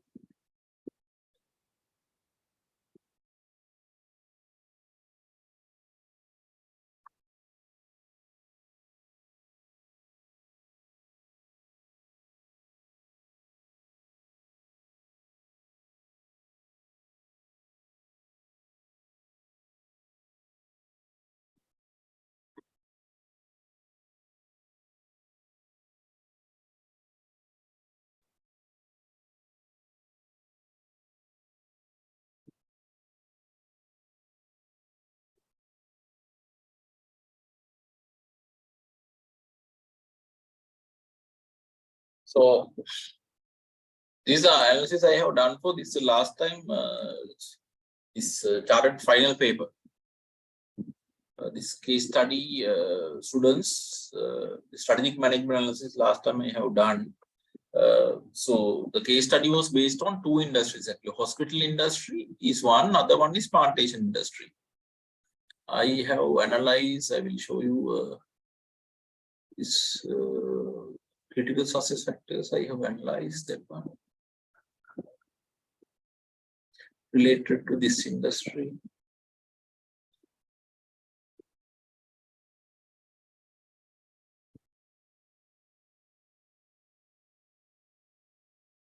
So core competencies දෙක තුනක් තියෙන්න පුළුවන්. 5ක් තියෙන්න පුළුවන්. සමහර ආයතන 5ක් තියෙන්න පුළුවන් core competencies. See, දැන් මේ බලන්න මේ මම අරන් තියෙන example එක. මේ ඇවිල්ලා tea industry මොනවද critical success factors කියලා. So I have taken 6 critical success factors. Use of advanced technology, skilled workforce, availability of strong supply network, quality of product, brand awareness and preference, climate. Tea industry ට අදාළ ඒ ටික තමයි අරන් තින්නේ මම. Advanced technology එකක් තියෙන්න ඕන, skilled workforce එකක් ඉන්න ඕනේ. Strong supply network එකක්, quality of the products. Healthcare industry මොනවද අරන් තින්නේ? Healthcare hospital වගේ ඒවට මොනවද වැදගත් වෙන්නේ? Location එක.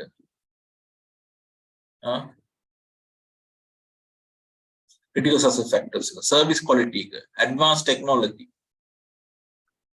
Hospital එකට යද්දී උගුරු බලාපොරොත්තු වෙන දේවල් මොනවද කියලා හිතන්න. Highly skilled doctors and other medical team. ඊළඟ ගත්තොත් එහෙම මොනවද facilities available.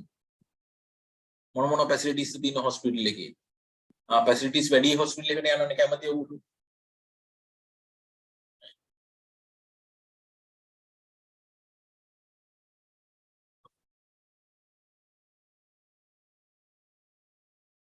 Is that okay for you?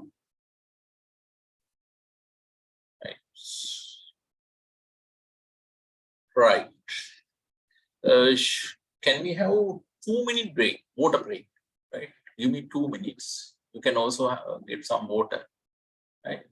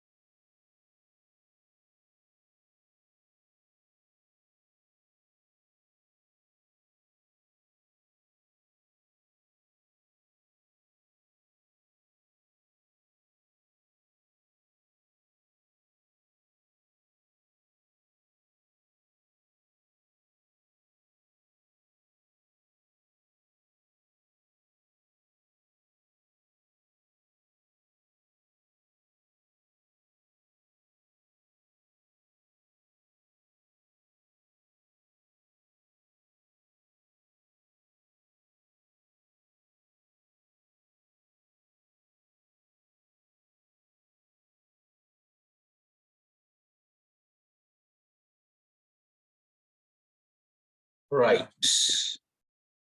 So we'll move to part C. Carry out a basic SWOT analysis of the organizations. Right. I think that may be the easiest one you can have, no? So everyone know what is SWOT. Right. So what is SWOT? SWOT factors here. There are 4 factors, no? So within the SWOT analysis, there are 4 factors: strength, weaknesses, opportunity, threats. Right? Then there are 2 internal factors. What are the 2 internal factors? And what are the 2 external factors? Can someone let me know what are the 2 internal factors first? External factors. Strength, weakness. Yeah, strength and weaknesses, no, are internal factors. They can be found within the organizations. Then opportunity and threat are external factors that come from the external environment. Right. So if you look at about strength, look at the strength definitions here.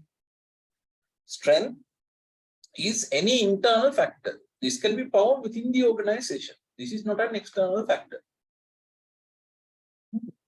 So what is the most important thing is these factors are helpful to achieve the organizational objectives. Any internal factor which is helpful to achieve the organizational objective, we call it as strength. ආයතනයේ අභ්‍යන්තරයේ තිබෙන ආයතනයේ පරමාර්ථ ළඟා කර ගැනීම සඳහා උදව් කරන සාධක තමයි අපි ශක්තිය නිදිර හඳුනා ගැනීම සිදු කරනු ලබන්නේ. These are favorable factor to achieve the organizational objectives. For an example, so highly skilled workforce, right? Then experienced organizations, good brand name, financial stability. Those are strength for the organizations. In weakness, if you look at about the weaknesses, weakness is internal factors. Right? Internal factors, again internal factor, but these may not be helpful to achieve the organizational objectives. These are factors that act as a barrier to achieve the organizational objectives. Internal factors which are not helpful to achieve the organizational objective. ආයතනයේ අභ්‍යන්තරයේ ආයතන පරමාර්ථ ළඟා කර ගැනීම සඳහා බාධාකාරී විදිහට හැසිරෙන සාධක තමයි අපි දුර්වලතාවයන් විදිහට හඳුනා ගැනීම සිදු කරනු ලබන්නේ. මේවා උදව් කරන්නේ නැහැ. උදාහරණයක් වශයෙන් ගත්තොත් එහෙම යල් පැනු තාක්ෂණය භාවිතා කිරීම. Using outdated technology. If you are using outdated technology, that is not helpful to achieve the organizational objectives. Right? හිතන්නකෝ දැන් සමහර තැන් වලට ඔයගොල්ලෝ යන්නේ නැත්තේ.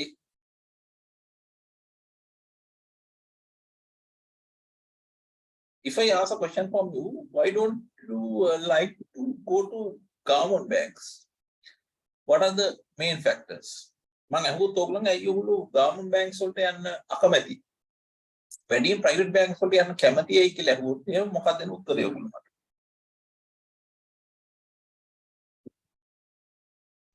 Past service. Service එක. Time waste, unfriendly environment. ඔය තියෙන්නේ. ඔයගොල්ලෝ උත්තර දෙන්නේ. මේවා තමයි තියෙන weaknesses ඒගොල්ලන්. නේද? ඒගොල්ලෝ ගත්තොත් එහෙම හුඟක් ලාවට තාක්ෂණය අතින් හොඳ නැහැ. ඊළඟට ගත්තොත් එහෙම කස්ටමර්ට friendly service එකක් දෙන්නේ නැහැ. බොහොම අකාර්යක්ෂමයි නේද? කාලයක් බලන් ඉන්න ඕනේ. සර්විස් එක ගන්න. මට මතකයි මම තරහ බැංකුවට ගිහිල්ලා පොත අප්ඩේට් කරගන්න ගියේ පැය දෙකක් ඉන්න උනා මට පොල් වෙයි. Not ethical to tell the name of the bank. ඒවා විල weakness එතකොට.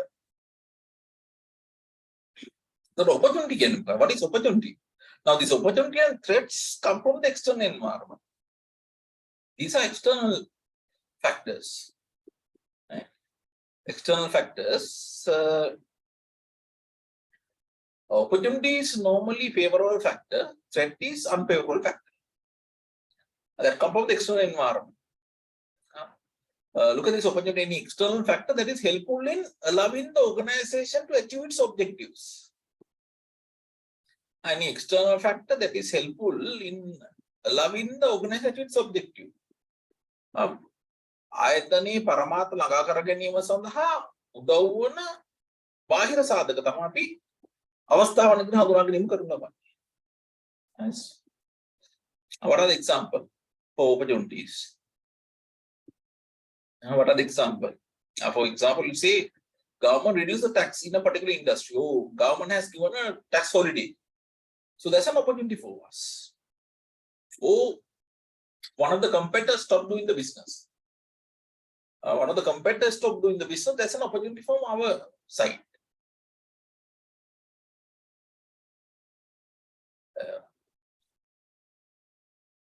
Global market opportunities, yes, true.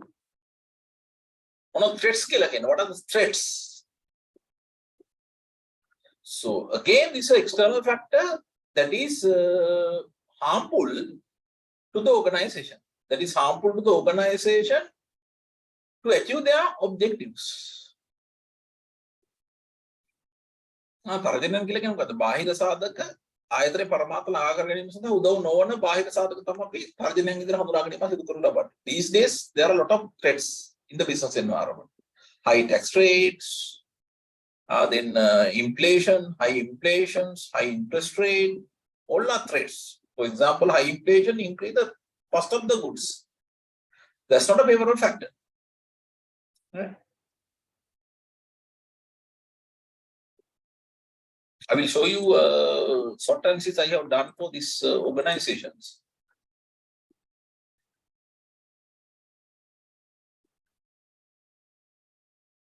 Now look at this short. මේ FA කියලා කියන්නේ මේ කම්පැනි ඇවිල්ලා ප්ලාන්ටේෂන් කම්පැනි එකක්. මේ දිලා පාන short factors ටික වන්දාලා දෙන්න. Strength, highly experienced team of professionals, experienced company in the market level for more than 60 years, high quality management, offer premium quality. Then they are operating in over 30 countries. Then they get some assistance from some foreign university. And they have a partnership with some another foreign party. Availability of consultant, art of the state of the art production process. That means advanced technology they have, environment friendly practices, good reputation, award-winning organization CSR. Those are strength for them. See, good location for tea plantation, showroom available in Liberty showroom continuous innovations, wide product range. Those are the strengths I have identified. Look at the weaknesses. Some weakness in packaging standard of tea. Debt collection process is not strong. Problem of retaining a well-skilled tea-making team. High GRM situations. That means debt is high. Net current asset minus. Working capital problems. They are facing some working capital problem. Then internally their tea productions has come down. Opportunities. Expand agro-tourism activities further. So there's an opportunity for tea plantation involved in agri-tourism. Then opportunity to expand tea business in East Asian countries. Already depreciated rupee make tea in the world market more competitive. Then our tea is more competitive in the world market. High demand for organic tea. Ideal climate for tea plants in Sri Lanka. World market price is increasing. Cleanest tea reputation for Sri Lankan teas. Threats in the current environment connect high inflation led to increased cost, high interest rate, difficult to find skilled labor and less preference of young generation work in plantation companies. Political instability in Sri Lanka. There is no political stability, no. Fertilizer crisis. These are examples for plantation company. So similar thing I have done for this hospital also. About hospital strength. Offer 24 emergency and trauma center, a well-equipped pathology laboratory, an ambulance service and a police stock pharmacy. Stay in market for more than 14 years. Highly qualified board and management team. Availability intertask of patient and share service with DRH. Another hospital, they are connected with another hospital. Then they can share the patients. Diverse facilities. High reputations. Lot of weakness are also given. Bathroom in many locations was severely undersized. That's hospital some bathroom problems. So the last week, one of my office colleagues faced some accident in one of the big private hospitals in Colombo. I don't want to tell the name. Probably the right one of the best actually in the market. Right?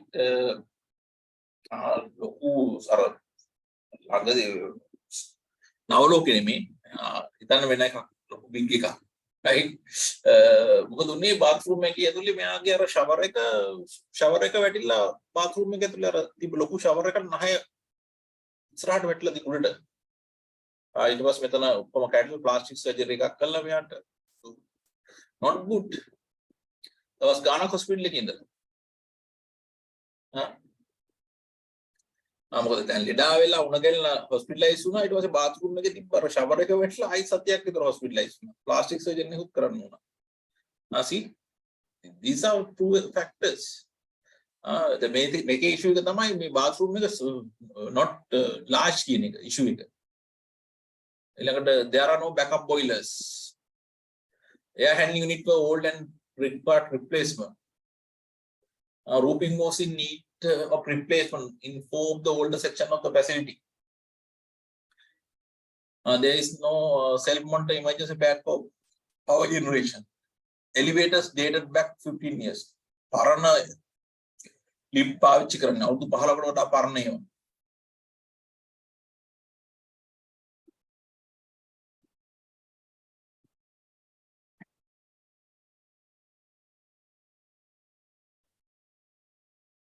They have some liquidity problems. Then they have more depths. Nayarantin Pramane Vedi in the high gearing again. Opportunities increasing patient with non-communicable diseases, including cardiovascular diseases, diabetics, cancer. Yeah, the I went to this diabetic hospital along with my father. Mandaka around I think 500 or 600 million people have captured with diabetes. Amazing opportunity. Then among here doctor, when I'm a hospital like that, diabetes will talk with the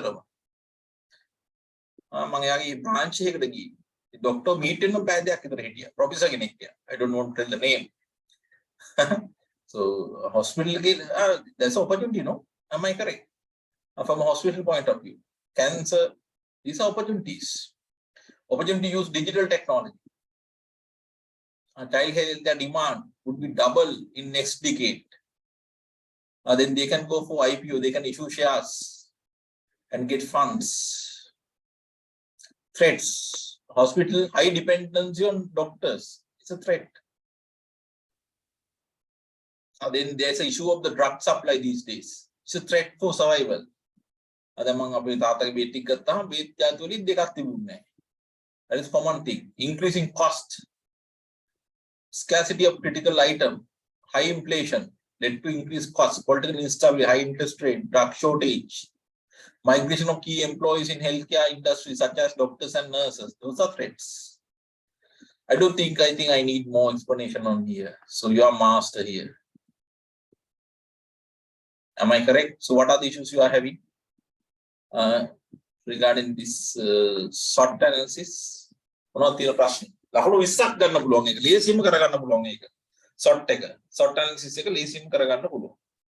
සිංහලෙන් නම් සදුවත පරිස්සාව කියලා අපි කියන්නේ නේද? මොනවා තියෙන ප්‍රශ්න අහන්න?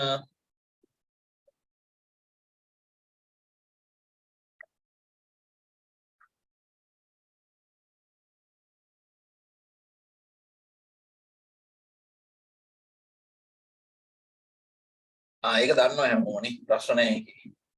You are masters of SWOT analysis. So how many people have done a SWOT analysis for yourself?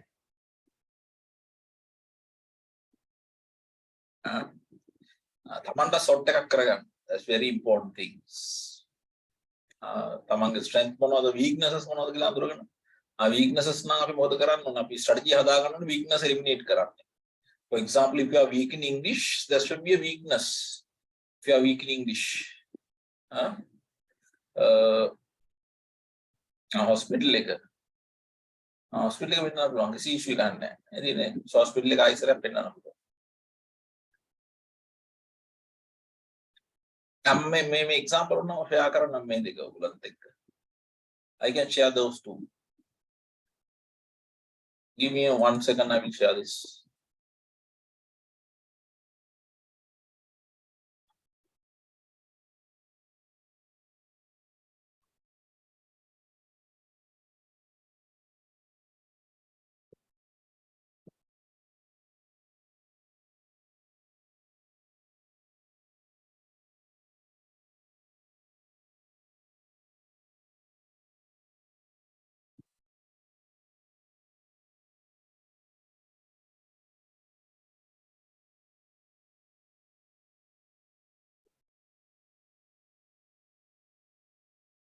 I have shared the document. You can download that one. අම්බුණා නේද?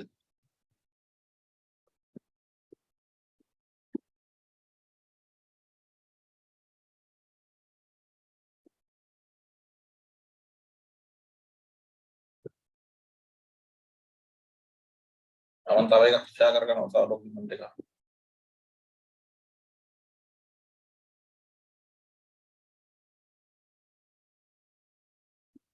ඒවා short critical success factors ඒවට example දිනවා බලා ගන්න. I hope you have received that one. අම්බුණානේ දෙකක් share කරා මම. Documents දෙකක්. Yes.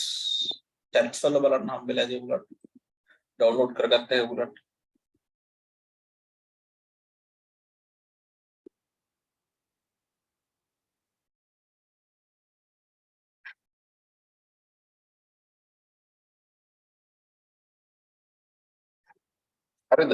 Can someone confirm me whether you have received it or not?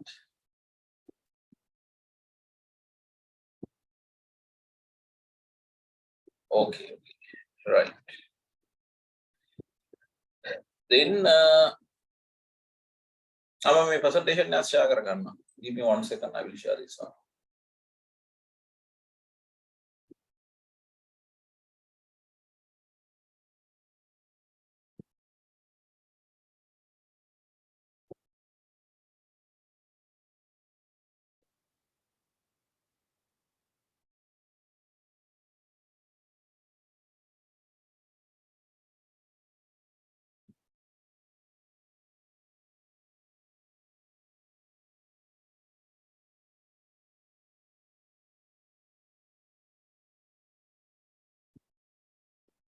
Right, I share that one. Yeah, if you have any question, you can raise.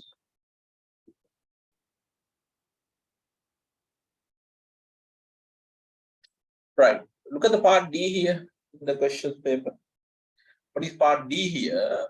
With the sort, assess the person mission statement of the organizations. Express your opinion on the appropriateness of the person mission statement of the organization.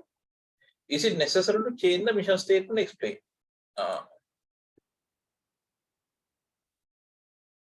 Do we have a group? I'm not there in your group. I think your lecturer, so someone can do that one. If someone is available, I think he can download this one and I can share with him. Then he can share in the group. I'm not in the group actually.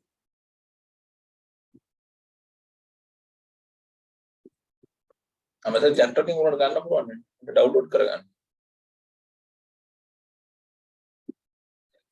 Right. Right. Look at the question. This with the sort assess the right with the sort assess the person mission statement of the organizations. Express your opinion on the appropriateness of the person mission statement of the organization. Is it necessary to change the mission statement? Explain. 15 mark. So 15 mark questions. Right?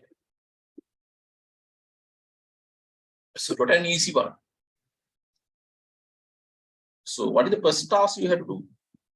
First of all, you have to evaluate, assess evaluate person mission statement of the organizations. Then the mission statement evaluate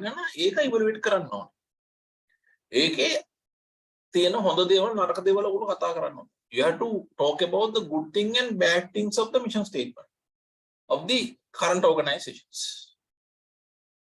Right? Express your opinion on the appropriateness of the person mission statement of the organizations. Now, then the mission statement appropriate the gila api kiyanna one. Make a honda ekakda naraka ekakda. Monawa thiyena adupadu. Ehemanan it was easy necessary to change the mission statement. ඔවුන් හිතනවා නම් මේ mission statement එක change කරන්න ඕනේ කියලා ඒකත් කියන්න ඕනේ. මොකද missions කියලා කියන්නේ? Mission statement. අපි theory part එකට බලමු. We'll see about the theory part. So what is missions? I will speak only about the missions. So mission describe the organization basic function in society in terms of the product and services it produced for its client.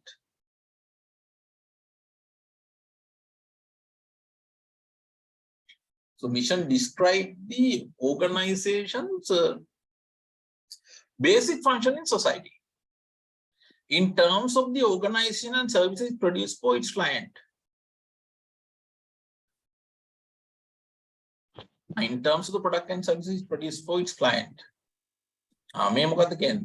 ආයතනයේ ප්‍රධාන වශයෙන්ම කරන ආයතනයේ ප්‍රධාන කාර්යය මොකක්ද කියන එක පැහැදිලි කරනවා.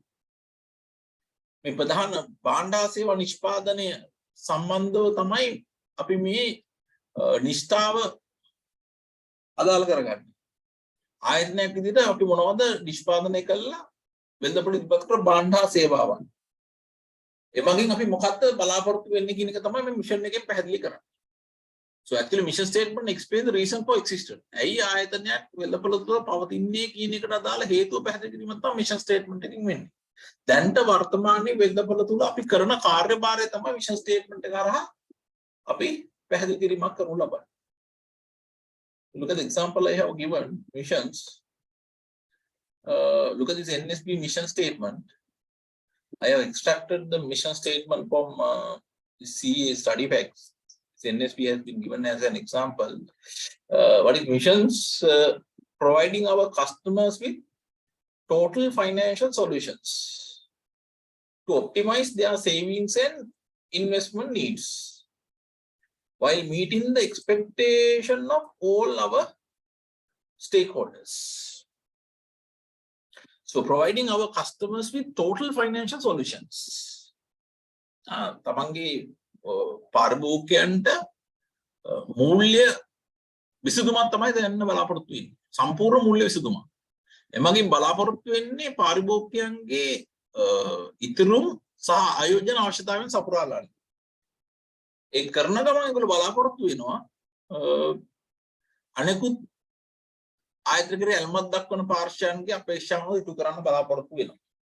Normally remember when we talk about the mission statements, so openly I have seen they talk about the key stakeholders and they talk about key stakeholders.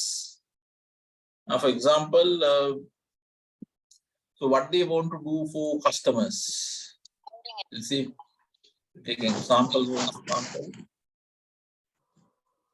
I will show you Bank of Ceylon mission statement. Give me 1 second.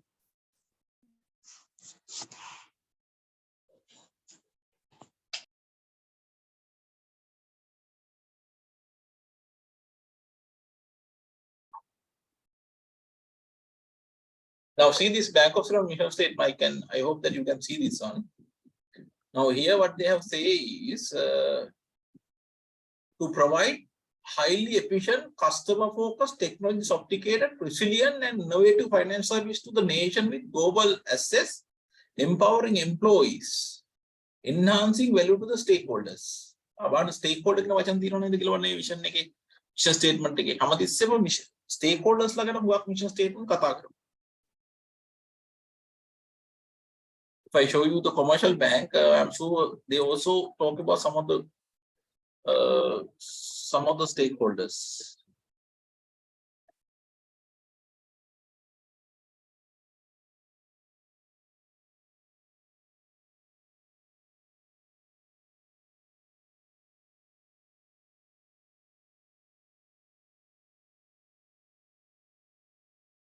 The mission statement.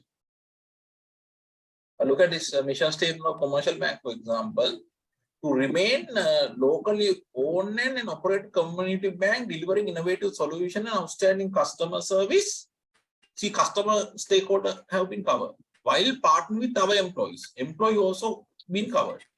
Customers and community will build brighter futures. Customers la ගැන කතා කරනවා, යා communities ගැන කතා කරනවා, පොදු මහ ජනතාව ගැන කතා කරනවා, ඊට පස්සේ employees ලා ගැන කතා කරනවා. මේ ඔක්කොගේම අවශ්‍යතාවයන් ඉටු කරන එක තමයි යාගේ අපේක්ෂාව බවටපත් වෙලා තියෙන්නේ. Right. සාමාන්‍යයෙන් අපි ගත්තොත් එහෙම මේ mission statement එක. So what are the key point to be included in the mission statement? A characteristic of mission statement. Define current business activities. යාගේ වර්තමාන ව්‍යාපාර කටයුතු පිළිබඳව කතා කරන්න. ඒ වගේම තමයි වර්තමාන next one second point is highlight boundaries of current business. What are the limitations of the current business activities? මොනවාද වර්තමාන ව්‍යාපාර කටයුතු වලට දාන සීමාවන් මොනවද කියලා කතා කරන්න ඕනේ. උදාහරණයක් වශයෙන් ගත්තොත් එහෙම හිතන්නකෝ අපි ව්‍යාපාර කටයුතු කරන්නේ ලංකාව තුල විතරයි. එහෙමනම් මිෂන් ස්ටේට්මන්ට් වලින් කියන්න ඕනේ ලංකාව විතරයි කව කරලා තියෙන්න ඕනේ. අද බැංක් ඔෆ් සිලෝන් බලන්න මිෂන් ස්ටේට්මන්ට් ගත්තොත් එහෙම යා ලංකාව විතරද කව කරන්න try කරන්නේ? නෑ. එයා ලංකාව විතර නෙමෙයි. මේ සින් global access. එයා global access එකක් ගැන කතා කරනවා. ඒ කියන්නේ එයා ලංකාව විතර නෙමෙයි. එයාගේ limitation එකක් නැහැ. එයා ලෝකේ හැමතැනම ව්‍යාපාර කටයුතු කරන්න තමයි බලාපොරොත්තු වෙන්නේ. අතරම ගත්තොත් එහෙනම් BOC branches තියෙනවා UK වල තියෙනවා චෙන්නයි වල තියෙනවා මාලේ තියෙනවා සීෂෙල් තියෙනවා. අතරම මේක global bank එකක්. ඒතර මිෂන් එක හරි ඒගොල්ලන්ගේ. then conveys කියලා කියන්නේ communicate කියන එක සංනිවේදනය කරනවා කියන එක. මේ සාමාන්‍ය මිෂන් එකෙන් සංනිවේදනය කරනවා who we are, what we do, where we are now. අපි කවුද, අපි මොනවද කරන්නේ, අපේ වර්තමාන තත්ත්වය මොකක්ද? For example, say we are educational institutes. What we do, we conduct classes for open university students. Where we are now, we are the number one educational institute for open university students. It's a Saman institute. He can define like that. ඒ ප්‍රශ්න වල උත්තරේ mission එකකින් දෙන්න ඕනේ. ඒ වගේම තමයි මේක company specific වෙන්න ඕනේ. Should be company specific, not generic actually, not tick. Generic or company specific, not generic. I can මොකද පොදු දේවල් අපි මිෂන් එක හඳුනා ගන්න බෑ අපිට. පොදු දේවල් මිෂන් එක විදිහට හඳුනා ගැනීම නොකළ යුතුයි. උදාහරණයක් විදිහට ගත්තොත් එහෙම ලාභ ඉපීම කියලා අපිට නිෂ්ඨාවක් තියෙන්න බෑ. මිෂන් එකක් තියෙන්න බෑ. මොකද ලාභ ඉපීම හැම ව්‍යාපාර ආයතනයක්ම කරන දෙයක්. එහෙම නැතුව ආයතනයේ කරන කාර්ය කුමක්ද කියලා හඳුනා ගන්න පුළුවන් වෙන මිෂන් එක කියවලා. දැන් උදාහරණයක් වශයෙන් හිතන්නකෝ දැන් කොමර්ෂල් බැංකුව කියනවා එයා බැංකුන් කටයුතු කිරීම තමයි එයාගේ කාර්යභාරය කියන්නේ. එතකොට මොකද අපිට හඳුනා ගන්න පුළුවන් කොමර්ෂල් කියන්නේ බැංකුවක්. එයා අනෙක් කටයුතු කරන්නේ නැහැ කියලා අපිට හඳුනා ගැනීම කරන්න පුළුවන්. ඒ වගේම values තියෙන්න ඕනේ. values incorporate කරලා තියෙන mission statement එකේ. අමුකක values කියලා කියන හොඳ දේවල් නේ. උදාහරණයක් වශයෙන් බලමු කොමර්ෂල් බැංකුව ගත්තොත් කොමර්ෂල් බැංකුව දැන් මේක මොනවද කියනවා කොමර්ෂල් බැංක් බලන්න. mission එකේ outstanding customer service බලන්න මේකේ කියන්නේ outstanding customer service. මේ ආගේ value එක. කස්ටමර් හොඳ සර්විස් එකක් දෙන්න බලාපොරොත්තු වෙනවා. ඒක ඇවිල්ලා කොමර්ෂල් බැංක් ඇතුළේ තියෙන වැලියු එක. ඒ වැලියුස් කියනේවත් අපි සාමාන්‍යයෙන් මේ මිෂන් ස්ටේට්මන්ට් එක ඇතුළත් කරලා තියෙනවා. දැන් මේ සරල උදාහරණයක් මම දුන්නේ මේවා පාවිච්චි කරලා ඔයගොල්ලෝ තෝරගන්න ආයතනේ මිෂන් ස්ටේට්මන්ට් එක ඉවරෙට කරන්න. ගැළපෙනවද නැද්ද? මොනවා හරි අඩුපාඩු තියෙනවා නම් ඒවා සඳහන් කරන්න.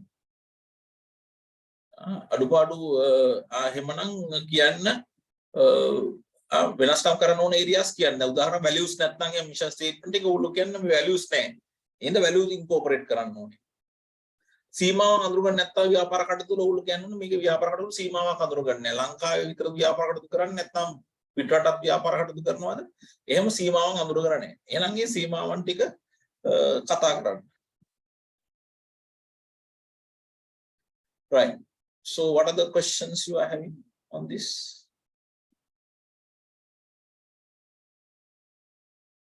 One of the question. You can first any questions you have.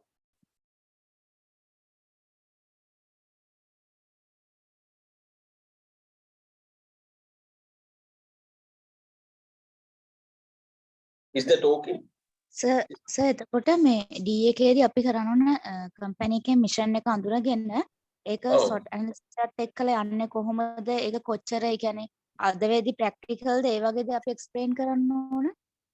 ඒගොල්ලෝ ඒ කියන්නේ ඒ මිෂන් එක ඒගොල්ලෝ මිෂන් එකේ තියෙන දේවල් කියන්නේ වර්තමානයේ වෙනකොට කොච්චර ප්‍රැක්ටිකලිද ඒක සොට් ඇනලිසිස් එකත් එක්ක යන්නේ කොහොමද ඒ විදිහට අපි ඒක එක්ස්ප්ලেইন කරන්න. ඔව් දැන් එතන උදාහරණයක් විදිහට ඔපචුනිටිස් කියලා හිතන්නකෝ. opportunities ගත්තොත් එහෙම opportunities තියෙනවා මිෂන් ස්ටේට්මන්ට් එකේ ඒ opportunity එක capture කරගන්න බෑ අපිට. මිෂන් ස්ටේට්මන්ට් limited වෙලා තියෙන්නේ. උදාහරණයක් ගන්න global market කියලා හිතන්නකෝ. global market එකට යන්න opportunity එකක් තියෙනවා අපිට. Indian market එක කියලා හිතන්නකෝ. හැබැයි මිෂන් එකේ අපි කියන්නේ ලංකාව විතර අපි ව්‍යාපාර කටයුතු කරන්න කියලා. පැහැදිලි වෙන කාරණේ. එතකොට ඒක ඇවිල්ලා මොකද්ද? limitation එකක් නේද? අර opportunity capitalize කරන්න බෑනේ ඒ හින්දා නේද? Clear there? Oh, sir, thank you. Right. Any more questions?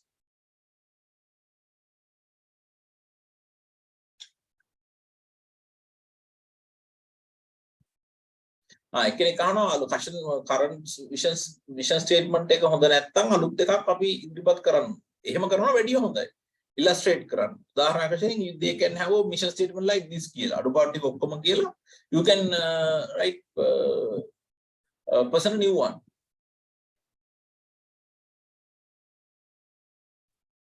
හරි D එකේ මේ මිෂන් කතන්දරේ හරිද කියනකොට දැන් මම ඊළඟ short එකට ඒක කනෙක්ට් කරන්න.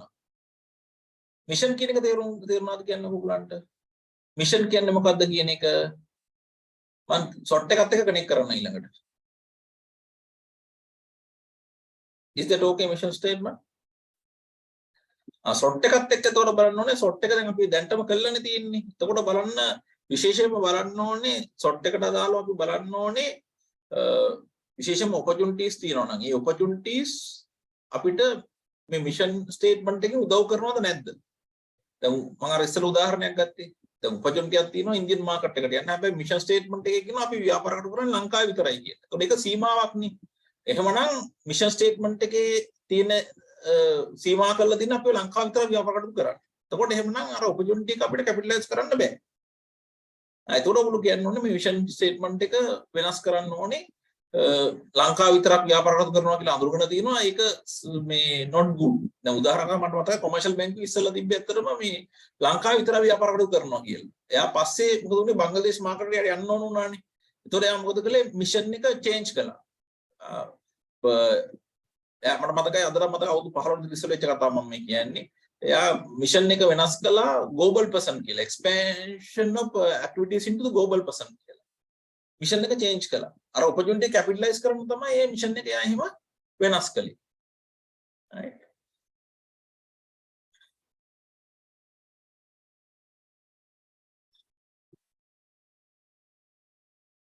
හිතන weakness එකක් තියෙනවා කියලා හිතන weakness එක තමයි අපි use කරන outdated technology එක. එතන mission statement එකේදී අපි අලුත් තාක්ෂණය භාවිතා කරනවා කියලා සඳහන් කරලා නැහැ. ඒකට ඒක සීමාවක්. එහෙනම් ඔයගොල්ලෝ කියන්න ඕනේ අපේ weakness එකක් තියෙනවා. weakness එක තමයි අපි පාවිච්චි කරන්නේ බොහොම outdated technology එකක් පරණ වෙච්ච තාක්ෂණයක් යලපෙන වූ තාක්ෂණයක් අපි පාවිච්චි කරන්නේ mission statement එකකින් අලුත් තාක්ෂණයන් පාවිච්චි කරන්න අඳුරගෙන නැහැ. එහෙමනම් මේ දුර්වලතාවය ඉවත් කරන්න යල්පෙනු තාක්ෂණයකින් දුර්වලතාවය ඉවත් කරන්න අපි මොකද කරන්නේ මිෂන් ස්ටේට්මන්ට් එක වෙනස් කරන්න ඕනේ අපි ඇඩ්වාන්ස් ටෙක්නොලොජි පාවිච්චි කරනවා කියලා මිෂන් ස්ටේට්මන්ට් එක ඇතුලේ අඳුර ගන්න ඕනේ. මොකද මිෂන් ස්ටේට්මන්ට් එක එක්ස්ප්ලেইন කරන්නේ පැහැදිලි කරන්නේ දැන්ට අපි කටයුතු කරන ආකාරය තමයි මිෂන් ස්ටේට්මන්ට් එකෙන් පැහැදිලි කරන්නේ.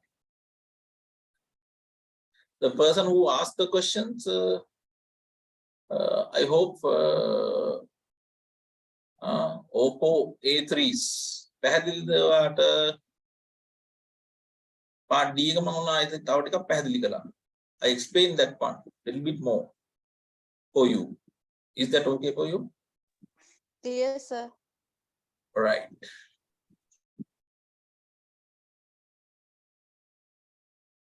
Right. What are the other questions you have? මොනවද තව තියෙන ප්‍රශ්න?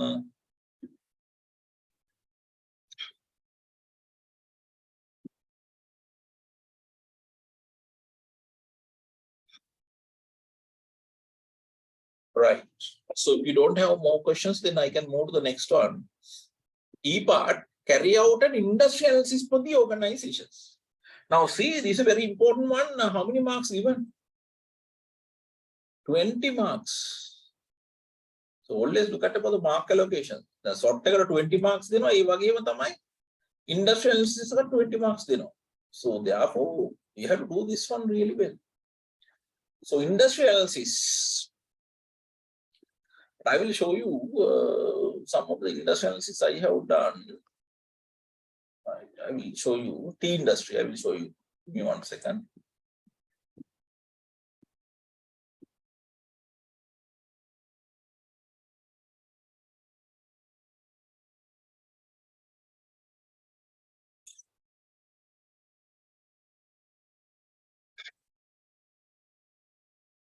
This is the industry analysis I have done for tea industry. Right, what I have done here, so I have included the industry facts. Third highest value tea exporter in the world in 2020. 10% of global tea export in 2020 were from Sri Lanka.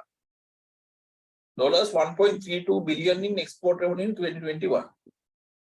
And 285,867 metric ton of Ceylon tea was exported in 2021. So this tea industry situation I have explained. Then I have explained some of the industry tea informations. October 2022. how many unit we have produced. And then tea production summary. Orthodox tea tama වැඩිම අපේ. CTC ඊළඟට green ඊළඟට. ඊළඟට අපි tea export ගැන මම කතා කරනවා. For example, see the FO value of rupees 2077.46 in October 2022 record the highest ever in the calendar month. Iraq, අපේ market එක ගැන මම කතා කරනවා. Iraq has remained the number one major importer of Ceylon tea. ලංකාවේ main importer තමයි Iraq. With an increase of 16% import year on year for January October 2022. Russia is the second largest market for us, 9%. And then see in first 10 months in 2022, at the end of October figures I have taken here. I see this bulk tea quantity, tea in packets, tea in bags. Then major importers figures I have included here, incorporated. Iraq, Russia, UAE, Turkey, Iran figures. Then monthly tea auctions, average prices for all three elevation in Sri Lanka, rupees, US dollars, monthly prices. This additional one, no need to worry about that one. Sri Lankan tea crisis make opportunities for India. The industry gonna kata karna pota. Lanka tea crisis se atti because our product is coming down. That is an opportunity for Indian market. Then I talk about the main tea export in Sri Lanka. Accra Brothers, Empire Teas, Dilma, Uniworld, Accra Brothers. See this one, Accra Brothers. International renowned as one of Sri Lanka's foremost export of teas. Again, a competitor main industry is international renowned as one of the Sri Lankan foremost exporters of teas. Accra Brothers has successfully diversified into a range of sectors through strategic reinvention and expansions. So Accra Brothers Limited to become the first ever Sri Lankan tea company to be awarded internationally recognized ISO 9001 and HACCP quality certificate. Over 75 million cup of Accra Brothers tea are drunk daily worldwide. Over 90 nations import tea from Accra Brothers group. That means 90 countries. 30 consecutive years as the world's largest exporter of Ceylon tea. Lanka lokuma exporter tamaya. 30 consecutive years, number one. Over 100 years of family legacy in the tea industry. They are in the industry for more than 100 years. So I have talked about this, some of the industry facts here.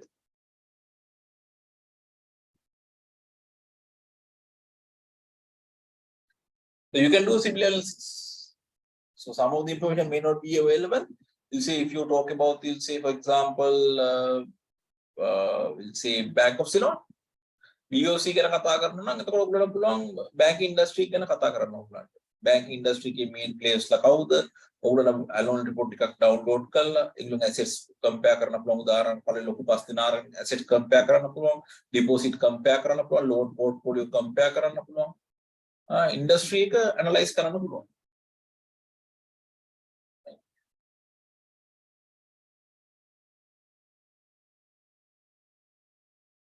එකම බලන industry මොනවද තියෙන තර්ජන මොනවද threats මොනවද industry එකට තියෙන ඒ වගේම opportunities මොනවද මොනවද අලුත් trends මොනවද ඒවා පොඩ්ඩක් කතා කරන්න උදාහරණ වශයෙන් අලුත් තාක්ෂණය පාවිච්චි කරනවද කට්ටිය අන්න ඒ වගේ facts ටිකකුත් කතා කරන්න. So any question related with that one?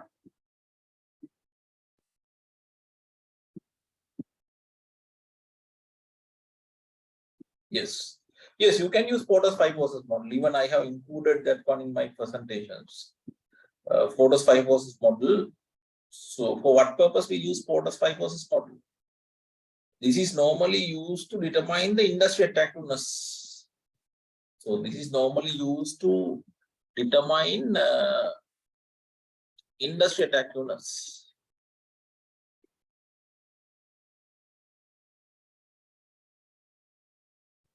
යම් කිසි කර්මාන්තයක ආකර්ෂණීයත්වය තීරණය කරන්න තමයි අපි මේ පෝටගේ 5 කොටස් මොඩල් එක යූස් කරන්නේ. යම්කිසි කර්මාන්තයක් ආකර්ෂණයද නැද්ද කියලා තීරණය කරන්න තමයි මේක පාවිච්චි කරන්නේ. මේ පෝටගේ 5 කොටස් මොඩල් එක අනුව වෙළඳපොළ ආකර්ෂණය තීරණය වෙන්නේ සාධක පහක් මත. So industry attractiveness is determined through 5 factors. What are those factors? Threat of new entrants, bargaining power of suppliers, bargaining power of customers, threat of substitutes, industry competitors.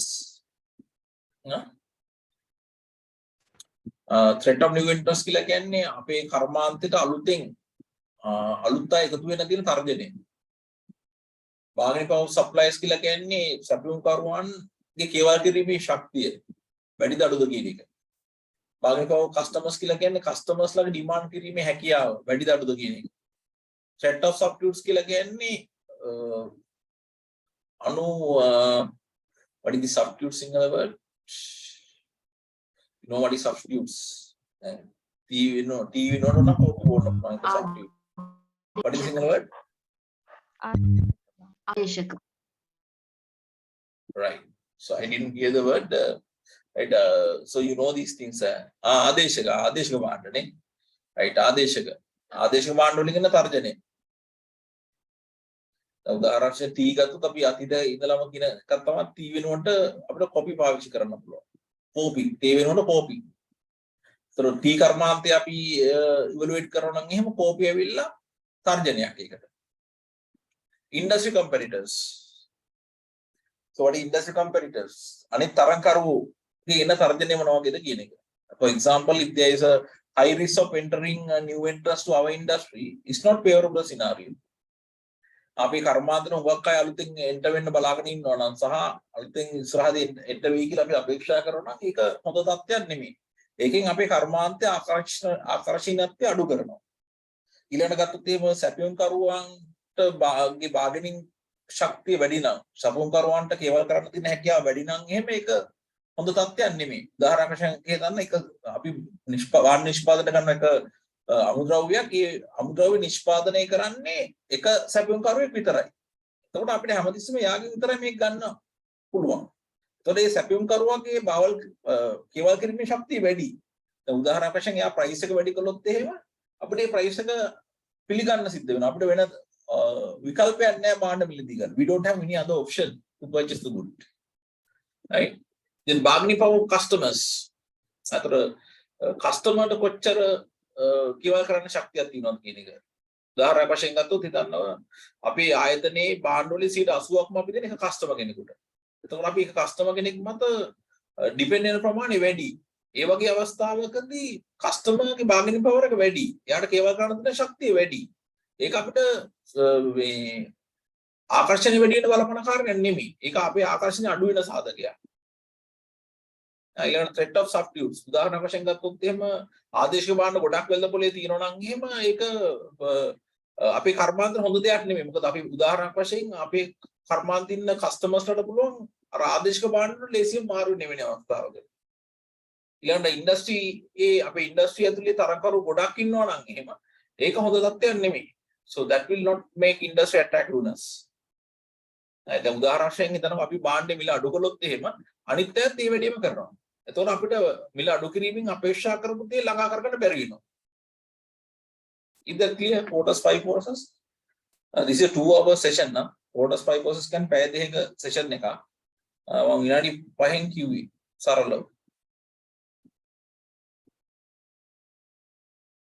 I hope you got the point on that.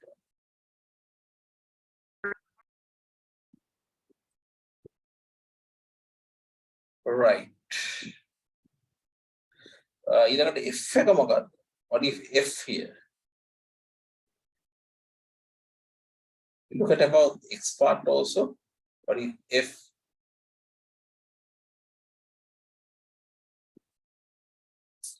Based on the industrial analysis, express your opinion on the ability to expand the organization or expand one of its key operations. An operation of your choice. I think that කර්මාන්තය පිළිබඳව සලකා බලුවම අපිට පේනවා කර්මාන්තයේ තියෙන යම්කිසි අවස්ථාවක්. උදාහරණ වශයෙන් හිතන්නකො අපි ටී ඉන්ඩස්ට්‍රි ගත්තොත් හිතන්නකො අපි තේ කර්මාන්තය ගත්තොත් එහෙම හිතන්නකො උදාහරණයක් වශයෙන් ගත්තොත් එහෙම ඕගනික් ටී වලට මාකට් එක නිර්මාණය වෙමින් තියෙනවා ලෝකේ. ඕගනික් ටී ඩිමාන්ඩ් කරන පටන් ගන්න තියෙනවා ලෝකේ. එතකොට අපි මොකද කරන්න ඕනේ? එහෙනම් මේ ඕගනික් ටී අපි නිෂ්පාදනය කරන්න පටන් ගන්න ඕනේ. ඒත් අපි බලන්න ඕනේ මේ ආයතනයේ තියෙන වර්තමාන තත්ත්වයට එක්ක පුළුවන් ද අපිට මේ වැඩේ කරන්න. අපිට ඕගනික් ටී නිෂ්පාදනය කරන්න පටන් ගන්න පුළුවන්ද? එහෙමනම් ඒක ගැන ඔයගොල්ලෝ කතා කරන්න ඕනේ. පුළුවන්ද බැරිද? ඉන්ඩස්ට්‍රි එක දිහා බලාගෙන ඒ අනුව අපි ඉන්ඩස්ට්‍රියේ තියෙන අර අවස්ථාවන් ප්‍රයෝජන ගන්න මොනවා හරි දෙයක් අපි අලුතෙන් හඳුන්වා දීමක් තමයි මෙතනදී කතා කරන්න වෙන්නේ ඔයගොල්ලන්ට. Express your opinion on the ability to expand the organization. පුළුවන්ද බැරිද කියලා ඔයගොල්ලෝ කියන්න. ඔය expand one of its key operations. එහෙම නැත්නම් උදාහරණ වශයෙන් තාක්ෂණය පැත්ත උගලන කතා කරන්න පුළුවන්. අලුත් තාක්ෂණය ඔයගොල්ලෝ හඳුන්වලා දෙන්න පුළුවන්. මේ ඉන්ඩස්ට්‍රි තියෙන දේවල් වලින් ප්‍රයෝජන ගන්න. හිතනවා බැංක ඉන්ඩස්ට්‍රි කියලා. එහෙමනම් ඉන්ඩස්ට්‍රියේ තියෙන ට්‍රෙන්ඩ් එක තමයි හිතන අලුත්ම තාක්ෂණය පාවිච්චි කරගන්න එක. උදාහරණ වශයෙන් හිතන්නකෝ ආටිෆිෂල් ඉන්ටෙලිජන්ස් පාවිච්චි කරගන්නවා කියලා. AI solutions දෙනවා කියලා හිතනවා කස්ටමර් කෙයා සෙන්ටර් එකක් තියා ගන්නවා AI වලින් අපි උදාහරණයක්. එහෙමනම් මොකද කරන්න පුළුවන් අපිට මේ ඉන්ඩස්ට්‍රියේ තියෙන මේ අලුත් ට්‍රෙන්ඩ් එක පාවිච්චි කරන්න අපිට පුළුවන් අපේ තියෙන IT ෆන්ක්ෂන් එක ස්ට්‍රෙන්තන් කරන්න පුළුවන්. අපිට පුළුවන් අලුත් තාක්ෂණ හඳුන්වලා දෙන්න. අන්න ඒ වගේ එකක් තමයි මෙතනදී කතා කරන්න වෙන්නේ ඔයගොල්ලන්ට. You have to speak on that. Right? So 10 mark questions. So what are the questions you have on that? I'm surprised that you have not started this one still. I think 18 nether you closing date ekila.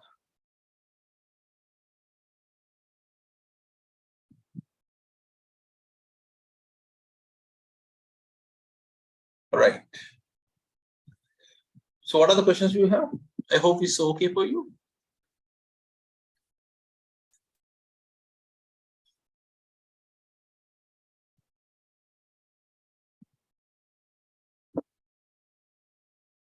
All right. Then I will move to the G part, the last part. Is it possible to seek an integration strategy for the organization? What is the strategy you recommend as per the prevailing external environment factors in Sri Lanka? Go fourth quarter of 2022 and first quarter of 2023. Give reason for your answer. 10 marks. Integration strategy.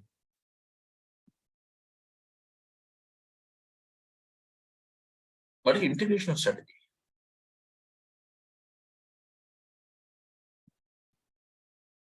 මුලින්ම ඔයගොල්ලෝ කතා කරන්නේ integration strategy එක ගැන.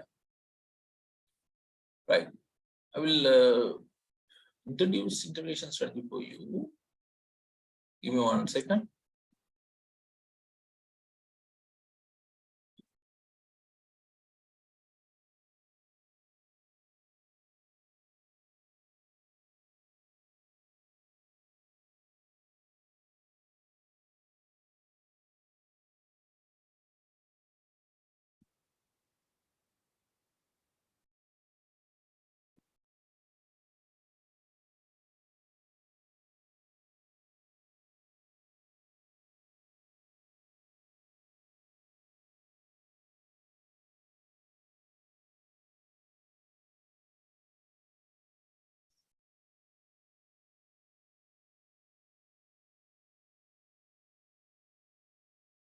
Right. What is integration strategy? I'm going to speak on integration strategy.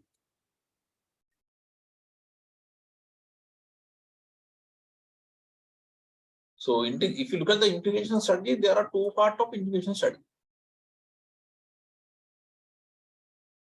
There are two parts of integration strategy. What are those two? The first one is vertical integrations. Vertical integrations. I hope you will note down this one, right? I have not given a slide on this one. Vertical integrations. Other one is horizontal integrations. Horizontal integrations.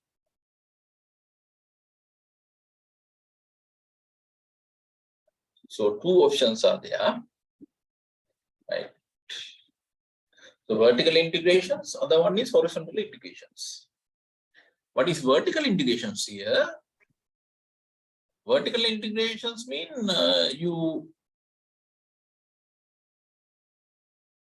you started to perform a work of another partner in your supply chain. Listen carefully what I'm telling here. Vertical integration means started to perform another function of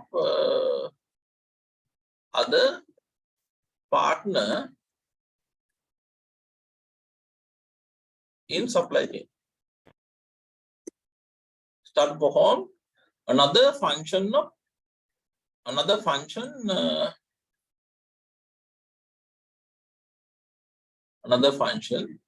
which is normally performed by other partner. Now look at these definitions.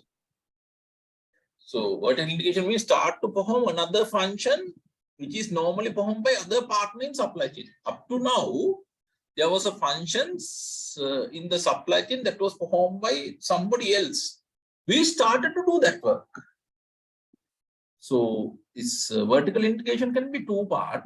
It can be two part. This can be two part. One is backward integrations. One is backward integrations.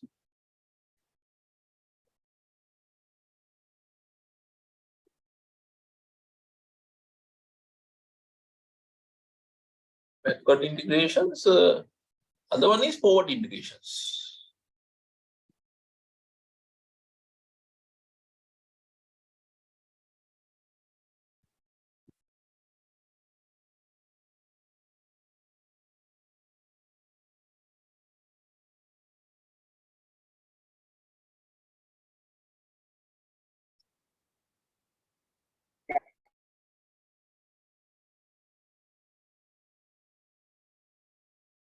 So backward integration and forward integrations. Backward integration mean you go backward in your supply chain and started to do a work of supplier.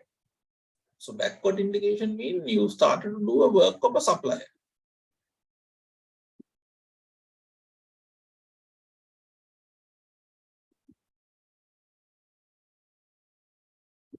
Here you started to do a work of a supplier. Forward integration means you started to do a work of a distributor. Here I assume that you are a manufacturer, right? Supplier. Forward integration means you started to do a work of a distributor.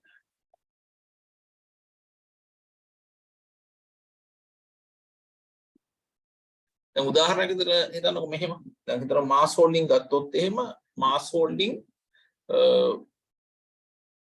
එයා මොකද කරන්නේ රෙදි ගන්න supply කෙනෙක්ගෙන්. රෙදි supply කෙනෙක්ගෙන් අරගෙන ඊවෙන් තමයි දුම් හදන්නේ. එයා අර සප්ලයි එකකින් රෙදි ගන්න නැතුව අවශ්‍ය අමුද්‍රව්‍ය ගන්න නැතුව හිතන්නකෝ එයා ඒ අමුද්‍රව්‍ය නිෂ්පාදනය කරන්න පටන් ගන්නවා. සප්ලයි කෙනෙක්ගෙන් ගන්න නැතුව. ඒක විල බෑක්වර්ඩ් ඉන්ටිග්‍රේෂන් එක. එයා සප්ලයි වැඩේ කරන්න පටන් ගන්න එක. forward integration කියලා කියන්නේ distributor ගේ වැඩේ කරන්න පටන් ගන්න එක. You started to perform the work of the distributor. එතන මාස් හෝල්ඩින් මොකද කරන්නේ? ඇඳුම් හදලා මේ වෙන අය හරහා තමයි යාගේ භාණ්ඩ නිෂ්පාදනය විකුණන්නේ. clothing outlet වලට විකුණනවා යාගේ ඇඳුම්. එයා මොකද කරන්නේ? මෙහෙම විකුණන්නේ නැතුව එයා මොකද කරන්නේ? එයාගේම outlet එකක් දාලා ඇඳුම් විකුණන්න පටන් ගන්නවා. ඒක ඇවිල්ලා forward integration එක. distributor ගේ වැඩේ කරන්න පටන් ගන්න එක.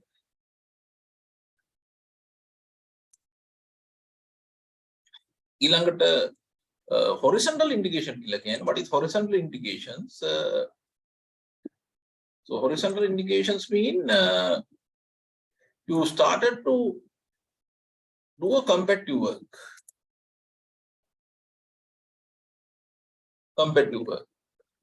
Or complementary work. Competitive work or complementary work. තමන්ට තරංකාරී වෙනම වැඩක් කරන්න පටන් ගන්නවා. උදාහරණයක් විදිහට ගත්තොත් එහෙම දැන් විවා හිතන හෝල්ලික්ස් කියනකො හෝල්ලික්ස් මොකද කරන්නේ විවා කියලා ප්‍රොඩක්ට් එකක් වෙළඳපොළට දාලා තියෙනවා. ඒකයිල හොරිසොන්ටල් ඉන්ටිග්‍රේෂන් එක. ඇන්කර් ගත්තොත් එයාගේ නිව්ඩේල් යෝගට් එක තියෙනවා. නිව්ඩේල් යෝගට් එකට අමතරව එයාගේ තියෙනවා රත්ති යෝගට් එකක්. අලුතෙන් එයා පටන් ගන්න තියෙනවා නිව්ඩේල් යෝගට් වලට පස්සේ තමයි රත්ති කියලා යෝගට් එකත් මාකට් එකට දාලා තියෙන්නේ. එයා ඒක ඇවිල්ලා හොරිසොන්ටල් ඉන්ඩිකේෂන්. එයාගේම තමයි ඒකත්. ඇන්කර් තමයි මුලින්ම තිබ්බ ප්‍රොඩක්ට් එක රත්ති මාකට් එකට අලුතෙන් දාලා තියෙන්නේ. ඒතකොට රත්ති කියන්නේ එයාගේ ප්‍රොඩක්ට් එකක්. ඒක ඇවිල්ලා හොරිසොන්ටල් ඉන්ඩිකේෂන් එකක්. කම්පැටිටිව් වැඩක් තමයි තෙන්දි කරන්නේ. කම්ප්ලිමන්ටරි වර්ක්. කම්ප්ලිමන්ටරි කියලා කියන අනුපූරක භාණ්ඩ නිෂ්පාදනය කරන්න පටන් ගන්නවා. දැන් උදාහරණයක් වශයෙන් ගත්තොත් ටයර් ටියුබ්. අද ටොයෝටා මෙච්චර කල් නිෂ්පාදනය කළේ ටයර් එක විතරයි. ඊට පස්සේ ටියුබ් එකක් නිෂ්පාදනය කරන්න පටන් ගන්නවා. එහෙම නැත්නම් හොරිසොන්ටල් ඉන්ඩිකේෂන් එක. Is that clear, this classification for you? Excuse me, sir. Yeah. දැන් මේක එතකොට මේ බැංකින් ඉන්ඩස්ට්‍රි එකට ඇප්ලයි කරන්නේ කොහොමද සර්? බැංකින් ඉන්ඩස්ට්‍රියට ඇප්ලයි කරන්නේ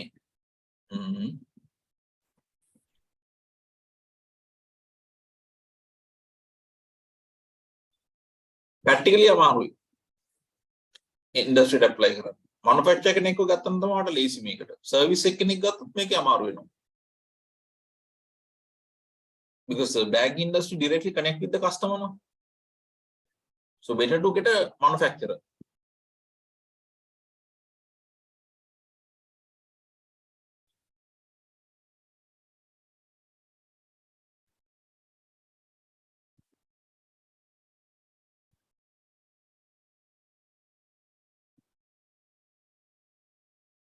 ඔයාලට මෙහෙම එක්සැම්පල් එකක් දෙන්න පුළුවන් මට උදාහරණයක් විදිහට හිතනවා දැන් කස්ටමර් බැංකුවට ඇවිල්ලානේ බැංකින් කරන්නේ. The forward indication එකක් තමයි උදාහරණයක් විදිහට අපි මොකද කරන්නේ බැංකුව වෙනවා කස්ටමර්ගේ ළඟට. right? කස්ටමර් ළඟට ගිහිල්ලා ඩිපොසිට්ස් ටික එකතු කර ගන්නවා යාගේ. ඒක forward indication එකට එක්සැම්පල් එකක්. Clear that point? Clear, sir. Any more questions? Hospital එකට කරන්න පුළුවන් දෙයක් තමයි දැන් backward integration එකක්. දැන් උදාහරණයක් දෙන්න ඩොක්ටර්ස්ලා ඉන්නවා hospital එකේ හුඟක් ඇවිල්ලා සප්ලයිස්ලා විතරනේ. එයා ඇවිල්ලා සර්විස් එක දීලා යනවා විතරයි. එයා වෙන hospital වලටත් යනවා. එයා සප්ලයි කෙනෙක් විතරයි. එයාව ඕනනම් කරන්න පුළුවන් උදාහරණයක් විදිහට එයාව එම්ප්ලොයි කෙනෙක් විදිහට රෙක්‍රූට් කරන්න පුළුවන්. එතකොට ඒක backward integration එකට example එකක්. Indirect part නා. Service industry ගන්න එපා. Service industry ගත්තොත් ටිකක් අමාරුයි මේක. better manufacturing industry වලින් තමයි example වැඩි හොයා ගන්න පුළුවන්. Yes. ඒ වගේ කියන්න පුළුවන්. බඩ් ගන්න ගෙදරට යන්නේ ඒවා. Yes. If you are introducing new savings accounts, that's an example for horizontal product for a bank.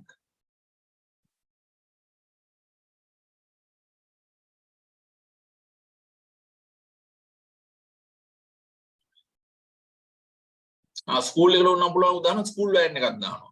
ඒක forward integration එක. ළමයිට ස්කූල් වෑන් එකක් දාන එක. I hope you got the answer. ඊළඟට ස්ටේෂනරි කඩයක් ස්ටේෂනරි ටික ගන්න ඒවාට අපි දානවා ස්ටේෂනරි. එතකොට මොකද කරන්නේ ළමයි ඒක ස්කෝලේ වැඩ කෙනෙක්ගෙන් තමයි අවශ්‍ය කරන පොත් ටික මිලදී ගන්න. එහෙම නැතුව ස්කෝලේම ඒ පොත් ටික print කරන්න පටන් ගන්නවා. ඒක backward integration එක. Arya, that's example is correct, Dilini. Right? What are the other questions you have? Any more questions you have?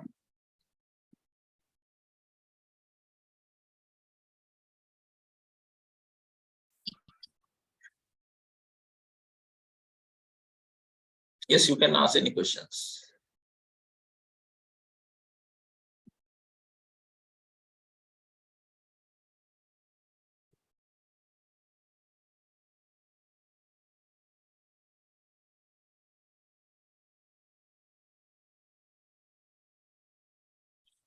Insurance වගේ එකකට ඔයාලා ටෙක්නොලොජි සොලියුෂන් එකක් හිතන්න පුළුවන්. උදාහරණයක් වශයෙන් හිතන්නකෝ අලුත් ටෙක්නොලොජි එකකින් අපි ඉන්ස්ටෝල්මන්ට් එක ඔන්ලයින්ම ගෙවන්න කස්ටමර්ට ලව් කරනවා කියලා හිතන්නකෝ.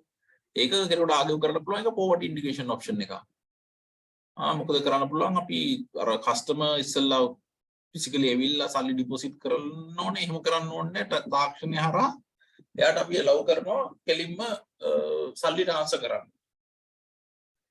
indirectly forward integration වල example එක ගන්න පුළුවන්. Right.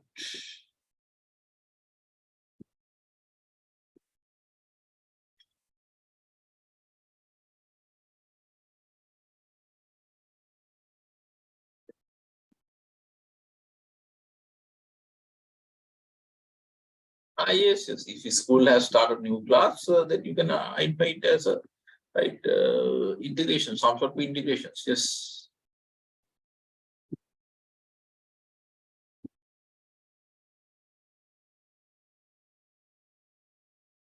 So see, I hope that you have මේ photo එකක් ගත්තා මේකේ ඔයගොල්ලෝ share කරන්න.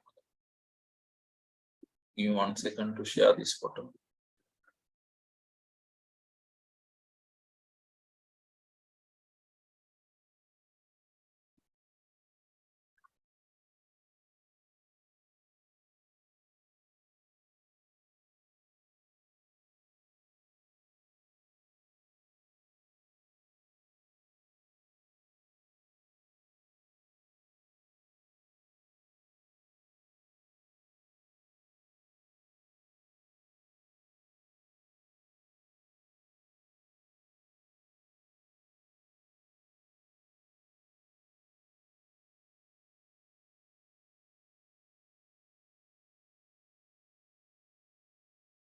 I hope you have received this screenshot also.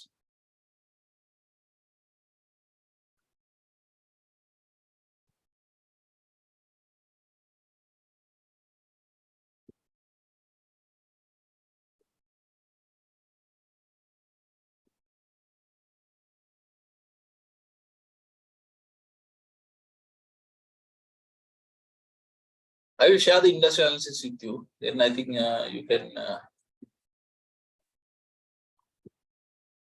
Then you can get a more idea. Why share this industrial analysis?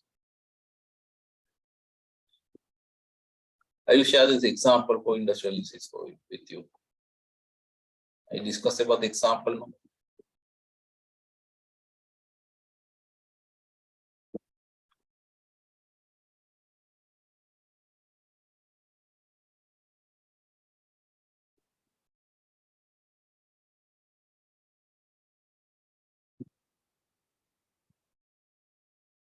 So I share the example with you, industrial analysis. Right. Then shall you look at about the questions again? So is it possible to seek an integration strategy for the overall? What is the strategy you recommend as for the prevailing external environment factors in Sri Lanka? I thought of example like the prove කරන්න ඕන. Reason එක කියන්න ඕන මේ example එක ගන්න කියලා. Right. දැන් උන් මේ assignment කරලා තියෙන notice වලනේ. ඒ හින්දා මම හිතන්නේ මේ note the following කියන එක මම හිතන්නේ අවශ්‍ය නැහැ කියලා.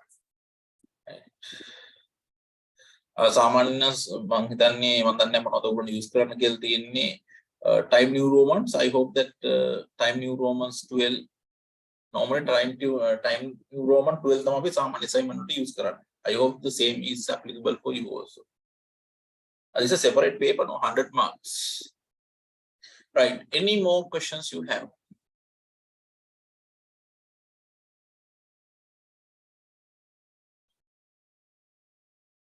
Okay. So I will send him. Any more questions you have?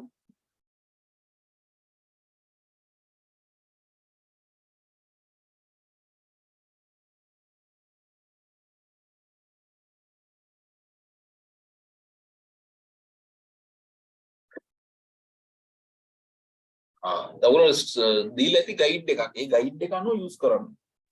Size එක කොහොමද? Excuse me, sir. එතකොට answer sorry question G එකේදී ඒකේ තියෙන්නේ අපි මේ මම ඉන්ෂුරන්ස් එකක් සම්බන්ධයෙන් ගත්තොත් එහෙම ඒක කොහොමද චුට්ටක් ආයි පැහැදිලි කරලා දෙන්න පුළුවන්ද? සර්විස් එකක් තමයි හැබැයි මම අරගන්නේ. ඔව් ඒතකොට ඉන්ෂුරන්ස් එකේ දැන් අතට පොවර්ටි ඉන්ටිග්‍රේෂන් වගේ ඒවා ටෙක්නොලොජි කතා කරන්න ඔයා. එතන උදාහරණ වශයෙන් ඔන්ලයින් ඔප්ෂන් දෙන ඒවා එහෙම. දැන් අර සර් කිව්වේ මේ බැංක් එකකදී නම් අර මුදල් ගන්න ළඟට ගිහිල්ලා කරනවා කියලානේ. දැන් සාමාන්‍යයෙන් ඉන්ෂුරන්ස් එක කරන්නේත් ඒක ඉන්ෂුරන්ස් වල නම් කරනවා. කියන්නේ කස්ටමර් ගාවට ගිහිල්ලා තමයි එහෙම කරන්නේ. ඒකට ටෙක්නොලොජි ඔප්ෂන් එකක් හඳුන්වලා දෙනවා. උදාහරණ වශයෙන් හිතනවා account එකට මාරු කරන්න පුළුවන් app එකකින්. අවශ්‍ය නැහැ ෆිසිකලි තුර account එන්න ඕනෙත් නැහැ. එතකොට ඒක some sort of forward integration. තාම ඉන්න ඕනේ customers එනකොට branch එකට යන අයත් ඉන්න ඕනේ නේද තාම? ඔව් සර්. ඔව් branch එක. ඔව් ඒක avoid වෙනෝනේ. ඒතකොට වඩා අර වගේ එකක් ඔප්ෂන් එකක් කතා ගන්න පුළුවන්. app එකකින් සල්ලි මාරු කරන එක, allow කරන එක, online transfer, money transfer වගේ ඒවා.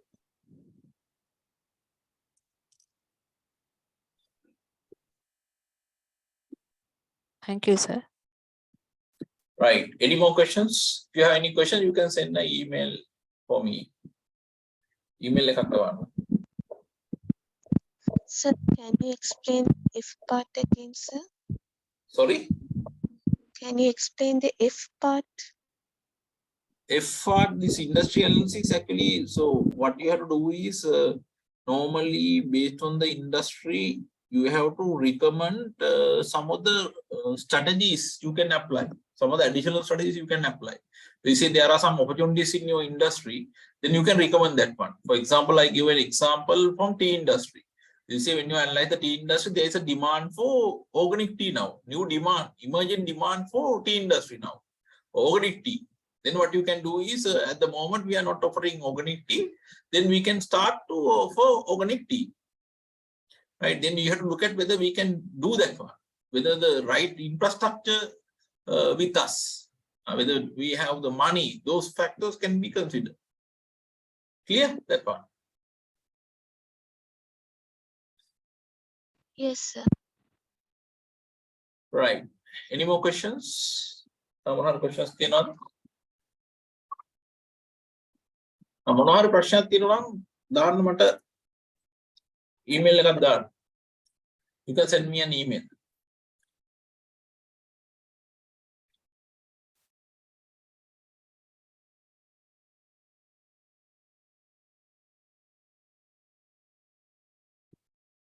Any more questions?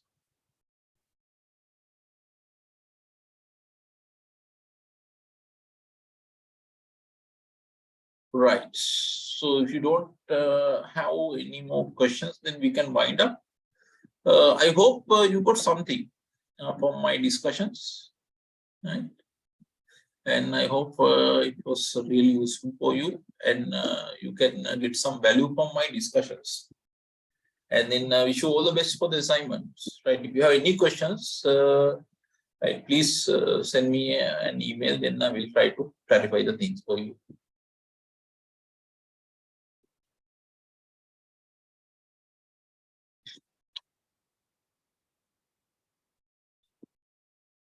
I think Mr. Saman is there. If someone is there, I think we can wind up now. Oh, sir. Sir, අපි 28 වෙනිදා ක්ලාස් එකේ දාන ටිකත් මේ ටයිම් ටේබල් එක විදිහට දා ගන්න ඩිස්කස් කරගෙනම දානවද නැත්නම් අපි වෙනම ඩිස්කස් කරලා දාන්නද සර්? ඔව් මොකද කරන්න ඕනේ? සර්